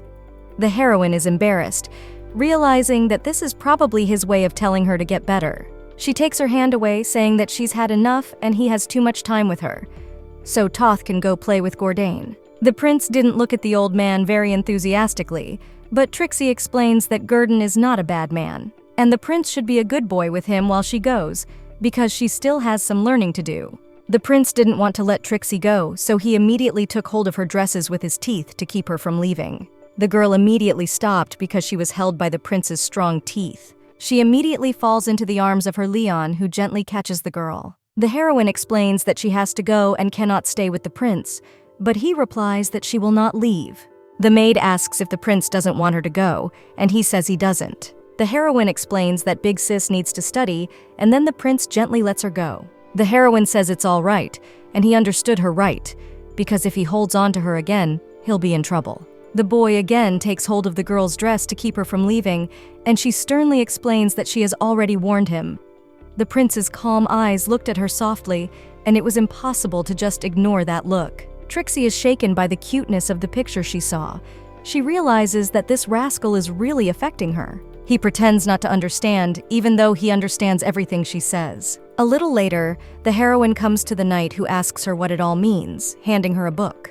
The girl with a guilty look took the book in her hands, while the prince's teeth held her tightly by her dresses. The girl explains to the knight that the prince doesn't want to leave her. The man wonders how this can be possible. The knight tells that personally with him, the prince tried only to fight and never showed such tender feelings. The heroine excuses himself that it just happened that way, but the knight continues to take offense, saying that the prince really just hates him, even though he has done a lot to make the prince feel much better. At some point, people might think he realizes how helpful the knight has been to him, but he still turns away, saying he's just a damn knight. The knight immediately realized that he was being called names and tried to find out what it could mean, but the protagonist tries to calm her friend by saying that apparently the prince has not yet forgotten the bad words she told him to forget. The girl realizes that she has to leave with the prince as soon as possible, and she thinks that the master should rest in his room. The knight tries to stop them and says that he would like to better understand what the prince's owl means,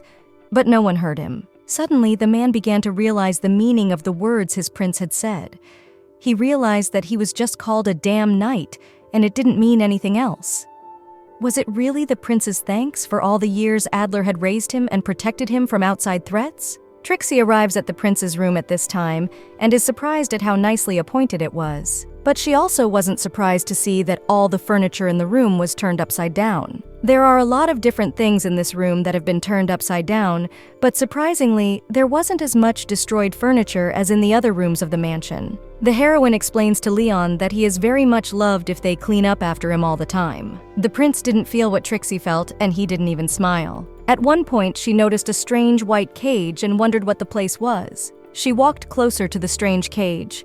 The heroine asked Leon what he could tell her about it. The man immediately climbs into the cage and shows her how he sleeps, explaining that it is his bed. The heroine wonders if it's possible to sleep in such a place, because it's not comfortable at all. The girl says that there is no need to worry and she will not leave and will be here, so Leon should not worry that she will just lock him in the cage. She smiles at her friend not to worry. She strokes the prince's head and tells him he can fall asleep if he wants to. He lies down on the girl's lap, enjoying her warmth while she stroked his head. The girl also says that the prince acts like her dog, but it's a pity they can never be friends again because she thinks he died in a car accident. They have too much in common for that not to matter. The girl also decided to read a book in which the wolf was drawn, and she told the prince that the beautiful wolf was probably like the prince, and she asked him what he thought about it. The prince took a good look at the wolf and smiled. He started howling like a real animal, and it surprised the girl.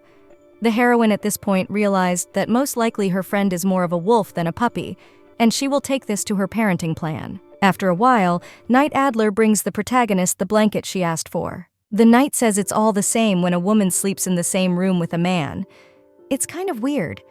And isn't the maid okay with spending the night with the prince? The heroine, and with a nervous smile, says the guy can't get away from her. But the knight should not worry because Leon considers her his family, and she realized it from the book she read. The knight says that he has spent a lot of time with the prince, but he still chose the maid who came to the palace recently. He'll be more comfortable with it anyway. But if he considers the maid to be his family, it's for the best, because maybe she'll have some influence on her other prince. The knight leaves and closes the door behind him, wishing the girl a good evening with her prince. Suddenly, the guy's eyes immediately open, and you can see only horror and fear in them. The heroine asks Leon what is going on and why he is so aggressive. The heroine asks if Leon sensed that someone has come, and she looks at the door. It turns out that Gurdon's old man has come to see them, and the girl can't understand why the prince reacts so violently to the arrival of his servant. In a previous life, Trixie the dog reacted very menacingly when strangers came, but Gurdon was no stranger. Gurdon asked the professor to let him come in, but she also asked him not to, because the girl would go out to the servant herself. Then she goes out to the old man who was waiting for her, and she asks why he called her. Gurdon was more surprised at how strange the heroine came out from behind the door, and had to explain that perhaps Gurdon's presence here could be dangerous because of the prince. Gurdon explains that he only thought the girl should eat, so he brought her food and the prince's food, because he needs to eat too. Then Gordane leaves, and the heroine comes into the room showing the food he brought to the prince. The boys sit down on the floor, and she looks at the big steaks on the plate. She still can't get used to the prince's behavior, and doesn't understand how she can eat being human like a dog. The heroine also says that it is time for her dinner, and she sits down at the table where she also had her dishes, but they looked very different, and she ate with a spoon. Leon was watching Trixie's behavior, and the heroine wondered why he was looking at her like that. The man came closer and closer to her, trying to catch the flavors of the dishes that were at the table. Suddenly, he utters the words that there is a monster here, and grabs some dishes while carrying them with him. The heroine sees that Leon has taken the mushrooms that were in the dinner, and wonders if he doesn't like them, but says that if the prince wants, he can take whatever he wants. Going to the window, the guy immediately throws away the mushrooms he didn't like so much. The heroine wonders why he did it, because these mushrooms were fried very nicely and she would like to taste them. Did he do it because he didn't like the mushrooms? But Leon nodded his head in the negative. The heroine then wonders if there was something wrong with these mushrooms, and the principal confirms that he doesn't like them. The girl thinks about it and can't understand what was wrong with these mushrooms. Could it be that the prince just doesn't like them? It is difficult to understand Leon's language, and she says that if they have eaten, then they can go to sleep, and the boy agrees from the maid. When she looks at the room, she also sees that there is a cage and a normal human bed next to it. She wonders to herself whether she should sleep on the bed or in the cage. Behind the heroine all this time, there was a prince waiting for her to make a decision. She realizes that now it is more a question of whether she should sleep with the prince or separately, because he will definitely be in the cage. The prince does not hesitate to come to her and says that they will be together. The girl is surprised and, pointing to herself, asks, "Is he really sure that they will be together? She really slept with her dog all the time when she was alive in her previous life. I guess she can sleep with the prince," so she takes him by the hand and says she will train her wolf responsibly. After a while, she was already climbing into the cage and trying not to get caught anywhere by crawling inside on her knees. She was very scared and asked herself if it would be okay if she sat somewhere in the corner while the prince slept somewhere in the center where it was softest. The man was not confused and immediately took the maid in his arms, for he did not want her to sleep separately. He immediately put her on the soft cushions in the center of the cage. The girl asks Leon if he doesn't mind if she sleeps in the best place. Then the guy lies down next to her and immediately closes his eyes as if he had fallen asleep. The night passed very quietly, and the heroine was even surprised because she expected that sleeping with the beast would be dangerous, but she just suffered from insomnia and could not get used to the situation. She never thought that she would sleep in a cage and quietly turned towards the prince to look at his gentle face. She thanked the guy for giving her today's beautiful day, but he was obviously not conscious anymore. Even he must be tired, and the heroine only covered the guy so he wouldn't be cold. She wants Leon to get along with everyone and be happy. At first, she just wanted people to realize who he was, and now she also wants them not to be afraid of him. She wants him to be able to talk and laugh with others like a normal person. The girl promises herself that she will teach Leon how to be human, and he won't have to be afraid anymore, and he will be able to express himself. But in order to do that, she needs to find out from him what he has experienced in the past. She realizes she must also determine what it is that he's afraid of. She says goodnight to her prince and keeps stroking his head. She promises to keep him safe no matter what it takes. The next morning, the girl yells at Leon, ordering him not to jump out the window because it is not a door and they are on the second floor. She looks down and wonders how he could have jumped from such a height before, because it's not the first time he's done it. From now on, he has to go out through the door instead of through the window and asks the prince to memorize this rule. The man agrees and takes her hand. Soon, the boys walk out into the main hall, where they are greeted by Knight Adler, who wishes them a good morning. Trixie also responds by wishing good morning to the knight himself. The man sees Master Leon coming down the stairs, and he was always worried that he would hurt himself jumping out of the window, but now he is acting like a real man. He smiles, saying that maybe now their country can live happily ever after if the hereditary principle really changes. He asks Leon if he slept well and did not feel uncomfortable sleeping with another man, but he turns away from the annoying knight. This behavior of the prince has made Adler depressed. He can't understand why this is happening and asks Trixie if her stomach hurts, but she says it's fine and wonders why her stomach should hurt. Adler tells her that it looks like the mushrooms from yesterday's breakfast were spoiled and everyone who ate them had a stomachache. The heroine thinks back to last night and remembers that these are the same mushrooms that Leon threw out the window to protect Trixie. She looks at Leon and realizes that he must have smelled that the mushrooms were tainted, so he protected her from poisoning. The heroine thanks her friend for throwing those mushrooms away because she didn't know the real truth until then. The heroine also says that she knew that Leon is very kind and protects her from other people. After a while, the guys went to the garden where they spent time together. The girl says that everything is finally ready and shows Leon the work she has done. The girl drew with a stick and asked him to repeat after her because she wanted to teach him to write her name. She said she'd just written her name Trixie. The boy clearly didn't want to learn, and the heroine realizes that he just wants to be with her, but he doesn't like to learn. Suddenly, Gordain, who has been looking for the professor all this time, appears next to her. The girl happily turns to her friend and asks him what he is carrying. The man says he has managed to get the bones of a cow that has just been slaughtered. The master must really like that, so he asks Trixie about it. The girl looks at the very suspicious sack and says that maybe it's true. It also looks scary when Gurdon smiles like that with the black sack in his hands. Suddenly, Leon growls at Gordain, and the girl asks for the prince to be quieter. Gordain apologizes and says he won't get too close, so no need to worry. The heroine asks her prince to calm down because he sees Gurdon all the time, and why he is shaking so much because he behaves in a way that constantly offends the old man. She asks why the prince does not obey her and continues to behave so strangely. He calms down a little and turns away from the maid. Has she been too soft on him? It's not for nothing that they say you shouldn't touch a dog too often without a reason, and apparently you need to change something in their relationship.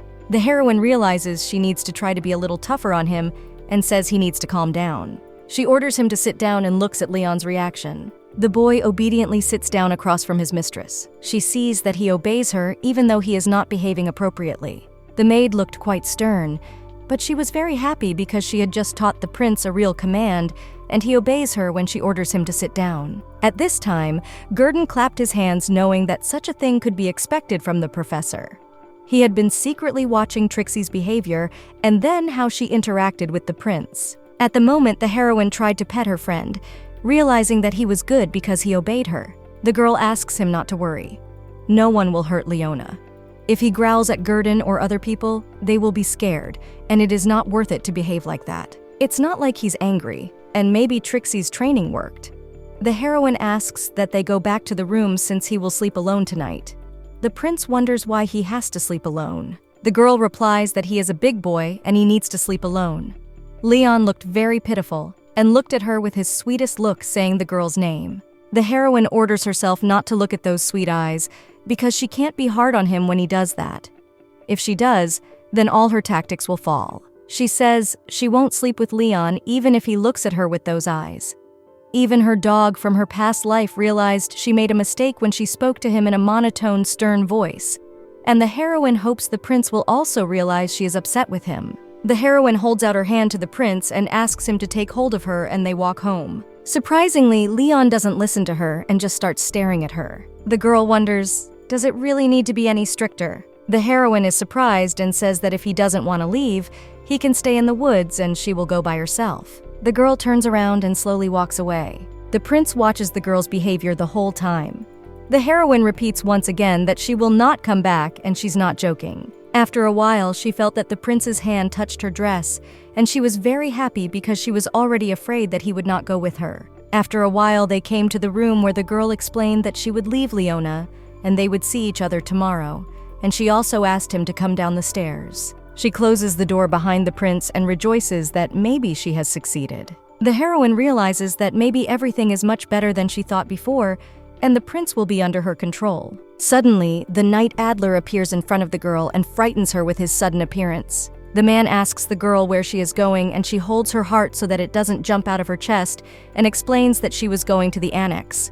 The knight wonders if she is not sleeping with Master Leon tonight. The girl explains that it is not good to be together with the prince all the time, and from now on she will be with him separately, even if the prince pursues her. The knight is surprised and doesn't understand what kind of persecution the maid is talking about. He immediately begins to question the girl. Did the prince jump on her and bite her? He was worried and knew that such behavior sometimes ends badly for people, and they have had very tragic cases. Suddenly, the knight quietly approaches the girl and asks her to lean towards him. The knight asks in the heroine's ear what her secret is. The maid wonders what Adler is talking about, and he explains that he is talking about the secret why the prince is following the girl all this time, because in truth, he is jealous because he has spent more time with the heir than the maid. The knight also wants the master prince to spend time with him because he has sworn on his life to protect and defend him. Suddenly, there is a strange sound from above, and someone's voice says it's the bloody prince again. From above the chandelier falls the prince, who looks very angry and annoyed. The prince wonders, is it really Leon? But what is he doing here? The prince growls very angrily at the knight, looking him straight in the eye. Trixie stands up for the knight, blocking his way to the principal, saying that he should stop growling now because it's wrong to do so. She saw that her words had an effect on the heir's behavior, and he quietly says her name. The girl explains to the prince that he should not attack people because only bad dogs, or rather people, do such things. The prince gets upset and says Trixie's name again, but this time more upset. The girl looks at him sternly and tells him to behave properly. She orders him to follow her and quickly walks back up the stairs. Adler is left behind and wonders if the prince called him a bloody knight again while he was looking at him. The man was upset because he could not understand why he deserved such hatred. She immediately took Leon to his room and ordered him not to come out again and asked him to obey. The heroine closed the doors behind the disappointed prince. She apologized later to Sir Adler because she should have trained him better, but he asked her not to worry because before her they had to calm him by force and not by words. In fact, it's all Adler's fault. Adler also says that he will have to stay in the house in case he needs any help from the prince. If the heir has a nightmare and jumps out of the window again, there will be chaos. The heroine is surprised and asks Adler if perhaps she should stay with Master Leon to prevent such a thing. But the man replies that if she stays there, the prince will become even more attached to her, and it would be better if she went to the annex. The girl replies to the departing knight that she understood him but was disappointed. However, it is hard to leave and she can't sleep with Leon every night. But what happens if he jumps out of his room again in the middle of the night without Trixie around to comfort him? She's also sure she should trust Leon, because maybe all those days of training weren't for nothing. In the end, she couldn't sleep and returned to the mansion that same night because she couldn't go on without her little prince. She doesn't know what to do, and there must be some way to get inside the mansion to meet Leon. She thought that she could open the window, but that was supposed to be open. She had left it open on purpose to air it out when she was in the mansion itself. When the girl pushed the window, it opened, and she knew she had a chance. At some point, a hand in a leather glove rests on the girl's shoulder. A knight appears and asks who is walking here. The girl is startled by Adler's appearance and says that she's the one Trixie and doesn't need to be so strict. The knight calms down and asks what Trixie is doing in this place at this late hour. The maid says she was worried and couldn't sleep, so she decided to come to the palace to check on the situation. The knight says she didn't have to climb through the window for that, and she could have visited the front door where she would have been let in. Suddenly, the guy's conversation is interrupted by someone's voice and a furious growl. From the window that was upstairs, a terrible sound was heard when the guys looked there. The girl immediately realized that it was the prince and runs towards his room. She burst into Leon's possession together with Adler. The guy was lying on the floor, shaking and sweating. His teeth were clenched tightly, and it was obvious that he was sleeping and having nightmares. The heroine couldn't believe that this was happening, and she was horrified to see this happening to her prince. She was very worried about Leon because she couldn't do anything to help him. She shakily reached out to the prince to ask if he was all right. She didn't know why Leon was suddenly acting so strangely, but she kept walking towards him. Suddenly, Leon's eyes opened, and he immediately rushed towards the people who had entered, not recognizing them as familiar. The heroine only sees the prince's large shadow jumping at her, while Adler tried to run up to her to save her. The maid had no time to react to her prince's lightning-fast attack. Adler runs up to her, protecting her with his body so the prince won't hurt her. At this point, Leon was very furious and wanted to destroy everyone. Adler tries to talk to the heir and asks, is he having another nightmare? Adler turns towards Trixie and asks if she can somehow calm Leon down, because otherwise they have no other option but to use the force. The heroine was clearly confused because she had never seen such uncontrollable aggression. The girl realizes that now Leon does not recognize her, and Sir Adler is now protecting her so that Leon does not tear the girl apart. Suddenly, she realizes that perhaps Adler had a nightmare about Master Leon, and as she says these words, she sees the changes that have happened to Leon. He immediately lashes out at the knight with even more fervor, trying to destroy him, and the knight has no choice but to ask Trixie for tranquilizers. He realizes that he can't restrain the heir for long and asks the girl to bring the drugs quickly, or Leon will break out. Now the heir was very terrible and formidable in his rage. His strong hands clutched the armored hands of the knight, and even through the metal, you could feel the power that clenched them. The heroine at that moment did not move from her seat, realizing that she was wrong. She thought she was doing Leon the right thing when she started using her parenting tactics. He seemed to be getting better, but she was wrong all along. She admits to herself that she's been doing nothing to help the heir with his illness all this time. Suddenly, the prince uses his grip to block the knight's hands, and he has enough strength to make him grimace in pain. The heir was terrible in that his fury allowed for stronger control over the people around him. The prince's power was far greater than that of ordinary people. The knight had no choice but to try to call out to Leon. He tried to shout his name again, but he was not listened to for a long time. Then the knight had one last argument in their dispute, and used a trained technique to influence the prince and knock him down. When the knight had knocked the poor prince to the floor, he shouted to Trixie to bring the tranquilizers. The girl couldn't come to her senses and couldn't help the poor knight to deal with the aggressive prince. If she did nothing, Leon and the knight would be seriously hurt. Besides, the heir is very scared right now. She needs to calm him down quickly, and is already at work asking the knight where the tranquilizers are. The knight shouts to Trixie that they're in the cabinet on the right. The girl turns in that direction and sees the very same cabinet where the tranquilizers are. She turns towards the desired object, taking it out of the cabinet. The girl signals that she's ready, and Adler asks if she can inject. The maid realizes it's worth a try because she has no other choice. At this moment, the prince was very frightened and looked at the syringe in the girl's hands. At this moment, it became very difficult for the knight to restrain the heir, who was breaking out of the last strength. The heroine apologized to the prince. After all, she had no other choice. She jabbed him while the prince looked at her uncomprehendingly as he said her name. The next moment, he immediately began to fall asleep, and the heroine from the night slowly backed away from the sleeping prince. She was relieved that he would finally be able to rest and they would play all day tomorrow. The knight tells Trixie that she has been through a lot today. There is worth going back to the outhouse. When the knight looks at the girl herself, he sees that she is crying and asks why she is doing this. The maid realizes that when she first brought her doggy home in her past life, it barked at every stranger that came near. She realized that the dog was still yelling for no reason at all, people in a row. Then the lady who was temporarily caring for the dog told her about the doggy's trauma. When a stranger comes, she thinks the person wants to give the dog to that person. The dog was just afraid of being abandoned and unwanted again.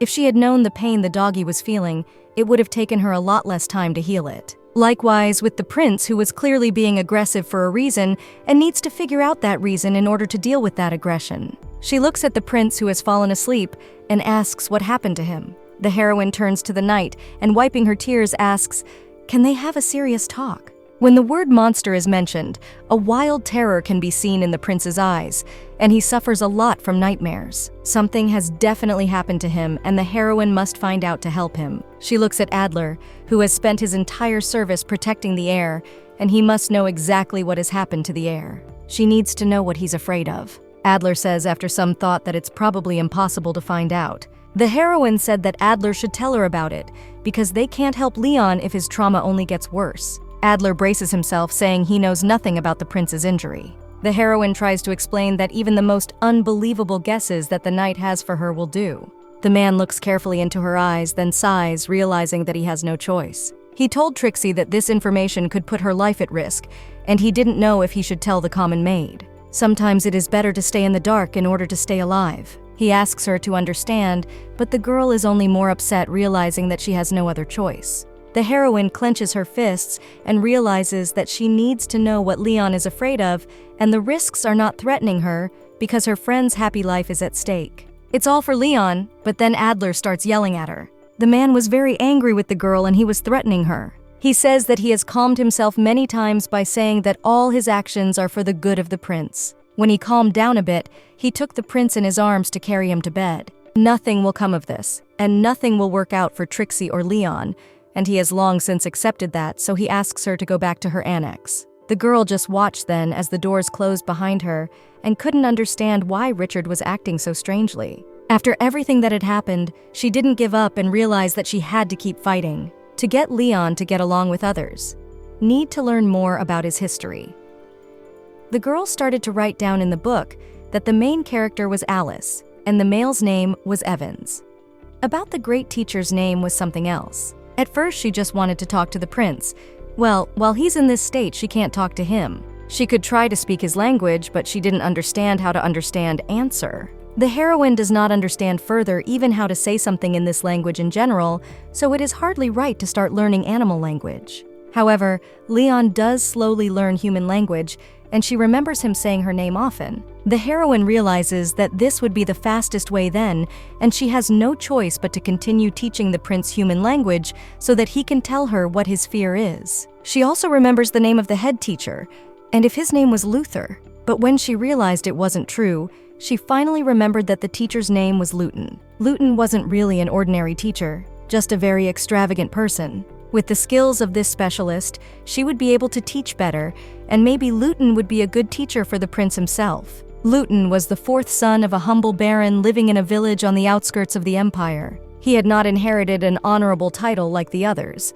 He could not move to the capital. Abandoning thoughts of great success, he decided to use his teaching skills by becoming a teacher in an orphanage. He had a talent for teaching children that everyone else had given up on. But he was still the fourth son of a humble baron, which kept him from breaking the chains of his lineage. This fact restrained the spread of his reputation as a good teacher, because as soon as people found out about him, they refused to hire him. But after 10 years of trying to become famous, he was coincidentally approached by the protagonist Lila. Because of his ambitions, he did not think about agreed and accepted the girl's help. Eventually, he gave up his achievements in education to take up a common project with Layla.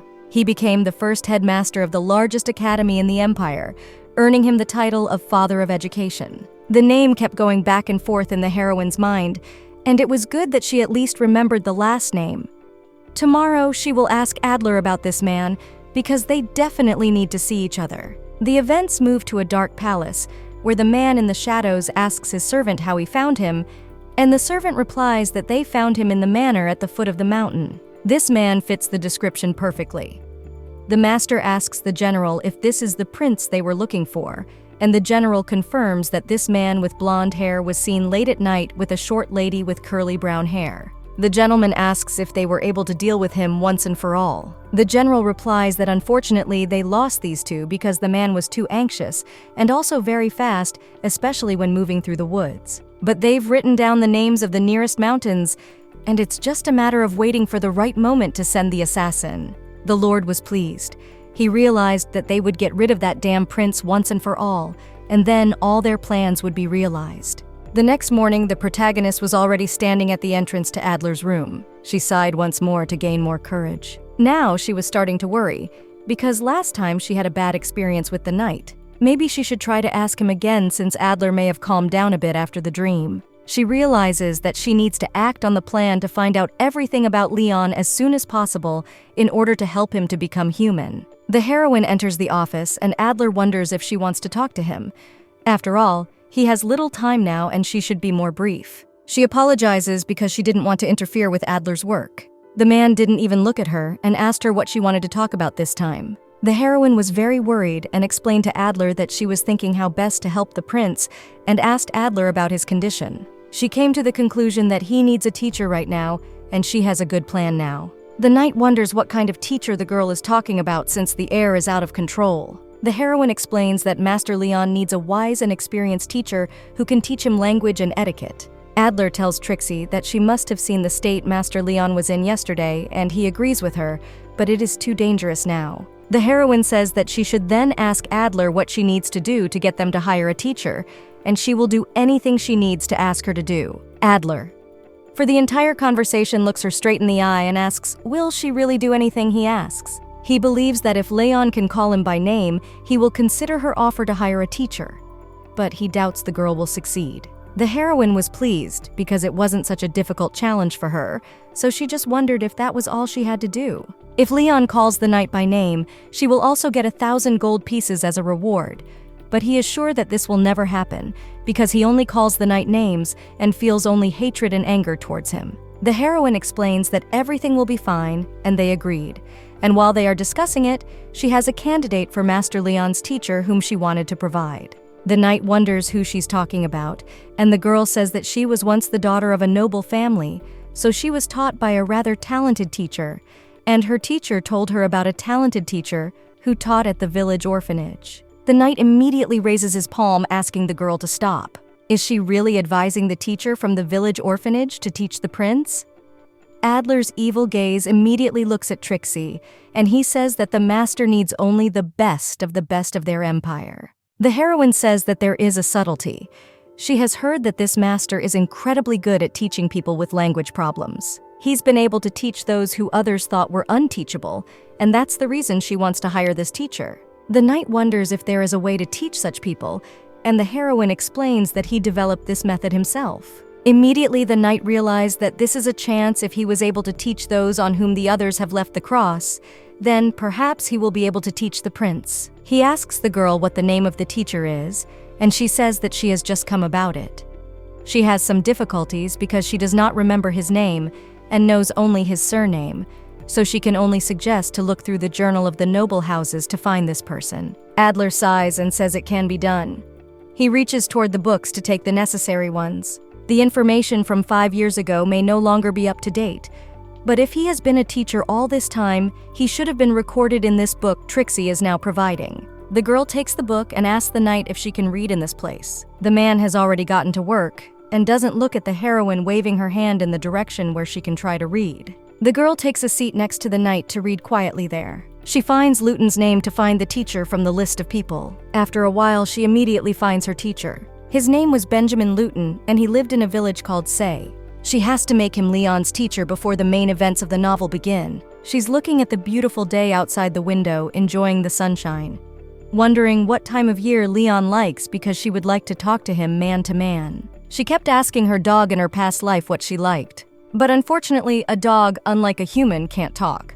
The heroine had to use objects to communicate with the dog, and she showed different objects to see how the dog reacted. Her pet could not answer the questions, but she still realized that she likes to communicate with the help of intuition. The heroine almost cried, realizing that remembering about her beloved dog, she can just fall into depression because she still does not know if she was not hurt in the car accident. After a while, the girl comes to her prince, who says her name. The girl says it's right and it's Trixie. She comes to her pupil and sits down next to him, feeling insecure. The prince asks if the girl is okay. She's very worried and says she just got a speck in her eye, so he shouldn't pay attention to it. Immediately, the prince's hand reaches out to the girl and starts stroking her. He says he likes Trixie and looks right into her eyes with a smile. He was very sweet and friendly at that moment, not at all like the beast from last night. The girl blushes and says she likes Leon too and asks if the heir slept well last night. The prince replies that he slept well and looks sweetly right into her eyes. The heroine says that he seems to be in a good mood tonight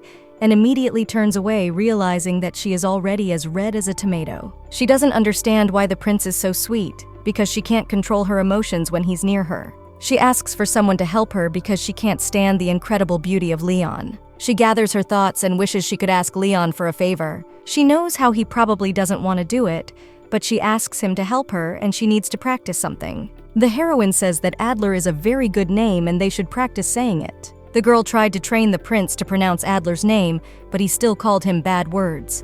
She watched then as it got worse and worse with each attempt. He didn't want to give in at all and only called Adler names. He repeats again that it's a damn night, but by no means the name Trixie says. She realizes that apparently this kind of parenting is not going to be as easy as she found it before. Sometime later, Trixie was walking down the hall while Adler was trying to call out to her, saying that Master Leona wanted to see him. They hadn't seen him since his nightmare. Had he missed Adler in such a short time? He can't believe the prince called the night, because Adler has always been mostly undesirable to him compared to Trixie, who has always been the prince's priority. Adler is nervous because it's been a long time since he's had a meeting like this in the middle of the day with Master Adler. Not that he blames Trixie for this, and she shouldn't judge him for saying something like that. The heroine turns to the knight and tells him that he may not be nervous since she has asked Leona to behave well and is sure the prince is listening to her. Adler picks up his head and asks, did Trixie really ask him to do that? How did she get him to obey her? Adler never thought such a thing was possible. How does she get Master Leon to talk to her? He doesn't understand. Did they really learn to talk to each other? Trixie says they can go and see for themselves. The boys head off together in the direction of the prince. They enter the garden where Gurdon was hiding behind a tree out of fear and asking for help. When the old man saw that Trixie had arrived, he immediately greeted her with joy. The boys turn towards the prince, who also sees that Adler has come to them. The knight doesn't understand why the prince is looking at him so intently. He immediately takes his eyes off Adler after the stare. The knight wonders, does the prince truly react calmly to his presence and not attack him? He turns towards Trixie, and she looks at him in surprise. The knight asks the girl if he looks well, and he needs to make sure because he hasn't seen Master Leona so close in a long time. The heroine was dazzled by the knight's behavior and explains that he looks as good as ever, and everything is fine, so Tot shouldn't worry. First, she will approach, and then when everything is ready, he can also approach, but only slowly. Adler was very excited. He says the prince's name, and he starts growling at Adler. Suddenly, the girl's palm touches the heir's cheek, and he calms down. The girl asks that he be a good boy. After all, they have been practicing for a very long time, and she asks if the prince remembers it. She wants them to try again and asks that the heir pronounce the name Adler. He is not very inspired and slowly begins to say the name. When the prince does get to the last stage, he utters very bad words towards Adler with rage. The girl was very upset and wonders, is it too soon? But maybe it's just her fault and not the prince's. The heir notices that Trixie was very upset to see him unable to pronounce Adler's name. The girl was upset, and she realizes that if there was a professional, he could have learned the language much better. Leon had an unpleasant feeling as if he had offended his friend. However, he quietly pronounces Adler's name and the heroine was very inspired, so she asks him to repeat it louder. The guy says Adler's name but clearly looked less happy. The heroine wonders could the heir really pronounce it. The girl grabs the prince's hand and says with a smile on her face that he is a true genius. She wants everyone to look at her boy because he is a real smart man. He is unbelievable. The girl asks him not to forget their training because they have tried hard. The prince answers the girl in the affirmative, and Adler was very excited because he had never heard the heir respond in any way to another person, even with short words. He wonders if the prince understands their speech, and the girl says that of course he understands everything. She shows Adler and says that now the prince should name him. As the night approaches, the prince calls him names again. The girl laughs awkwardly and says that this is not how they practiced and asks that the prince try again, but this time call the man by his name. The second time it didn't work out either, and the heir called the knight inappropriate words again. The heroine realizes that apparently the training is much harder than she thought. She doesn't know what to do, and the knight has been waiting for a long time to finally be called by name, but unfortunately, nothing happens. Suddenly, he would be so upset that he would reject her offer. Turning towards Adler, she noticed that he was crying, and he explained that he never thought a prince could talk. It seems she was worried for nothing, and the knight wasn't even moved by the name-calling. While the knight was touched, by all means show what the prince has learned, and the girl is inspired to go to him. She asks the prince to give his name to surprise the knight even more. The girl points her finger at the principal and just to have him explain his name. The man also points his finger and says his name is Leon. At this point, the knight was finally defeated, and he falls to his knees, realizing that he has never seen anything like this before. The man bows to Trixie and looked genuinely disturbed. He doesn't know how to thank Trixie for the job she did. He didn't think the prince could communicate like a normal person. The girl explains that everything is fine, and it is not her merit, but the merit of the prince himself, because he learns very well. The knight says that the prince has never been able to communicate like this before and has only ever attacked people. He could not imagine that the heir would be able to answer questions and call names because it is already a great achievement. There's enough of that already. Let him call him a bloody knight 1,000 times. Adler bows to Leon and says that he is his bloody knight and to do everything in his power to turn from a bloody knight into an incredible knight, and asks him to give him a chance. The prince looks at Adler for a very long time. The heroine saw that now in her friend's mind some changes are taking place. Has Leon ever before looked with such eyes at the knight he always hated? Adler tells Trixie that after what he has seen, he accepts her offer and will hire the teacher she recommended as soon as possible. A few moments later, Trixie, along with Gurdon, was arguing with the head maid. The woman could not understand how a knight could leave the manor. The heroine understood that the head maid was worried, but it was all for the good of Master Leon. Suddenly, Adler himself appears nearby, and the girl calmly looks at him. When she sees the man, she is surprised to see that he has cut his hair. The girl and Gurdon admire the knight's new haircut and say that it suits him very well. The man is surprised and asks if they are not joking, because he was worried that his hair would not suit him. Suddenly, the head maid is surprised by the knight's behavior because Adler has never had his hair done before. She immediately suspects something wrong. The older maid asks Adler what happened and if it's because Trixie is here. Everyone turns to look at the girl, who wonders why she has attracted so much attention. Next to the older maid is Adler, who asks her to be gentle with Trixie, because this girl has helped them all incredibly. Thanks to Trixie, Leon is much calmer. It was Trixie who was able to understand and communicate with him. Adler explains that soon their prince will be able to talk and act like a normal person. He hopes that someday he can still get the crown and sit on the throne. Now Leon will get better and better every day. So Adler, as his knight, also wants to become better and look after himself. Otherwise, he will not be able to fulfill the criteria that a knight that protects the heir should bear. The knight decides that it's worth it to get rid of his neglected appearance and become more responsible. The head maid clenches her fists and says that since it's the knight's decision, she has no right to oppose him and only hopes that he will come back safe and sound. The knight thanks the maid and asks her to keep an eye on the palace while he is away. He turns to Trixie, and before getting on his horse, asks her if she is sure that she and Gurdon will be able to cope. The heroine realizes that it was Adler who came up with this plan, so she can't oppose him, but she says that of course she will cope with Gurdon. Adler called in as many as 4 knights to replace himself. All these 4 are so creepy that the heroine is afraid to even meet their eyes, and in case of danger, these guys will definitely be able to help. Gordane says that everything will be fine, and Adler cannot worry because Leon is under their care. Also, the knight must realize that their professor is a genius, and she is able to train even their prince. The protagonist blushes at Gordain's compliments and simply asks that he stop calling her professor and praising her. Adler sighs and says that he would leave more knights with them if he could. But given the circumstances, it's not a good idea to bring too many people, and he asks that the boys be careful and take care of their own and the prince's safety in case of anything.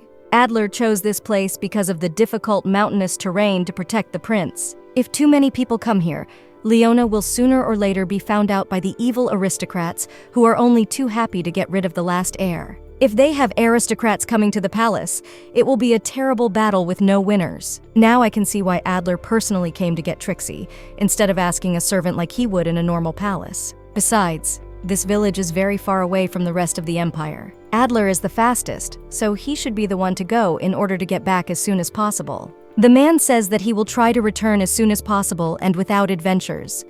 The heroine and Gordain wish their friend a good journey and hope that he will be all right. Trixie sighs and hopes that Knight Adler is only worrying for nothing. He should enjoy his life too, since he is still very young, but all his free time is taken up with the prince. Gurdon sighs and says it's all right, because at that age you have to build a family, but he is busy with the estate and guarding the heir. Gordain is sure that if he didn't have to leave the manor, he wouldn't even cut his hair. He hasn't seen his lady of the capital for 5 years, and the boys sigh, realizing that the life of this knight is not so sweet. Trixie is surprised to realize that Adler has a lady of the heart, and if it is Adler's favorite woman.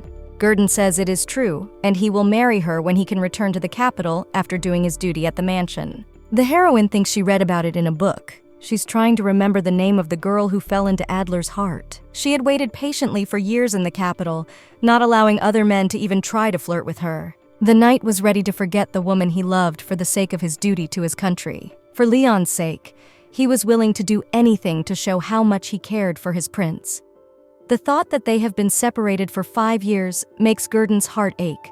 The main character says it's true, and she too gets a stab in her chest because it's very sad. Gurdon tells the professor that perhaps in the future, Leon will get better, and Sir Adler will be able to go to the capital to get married. Gordain offers to do what they can to educate the prince. The heroine realizes that Adler and Gordain, along with others, are doing everything they can to help the prince.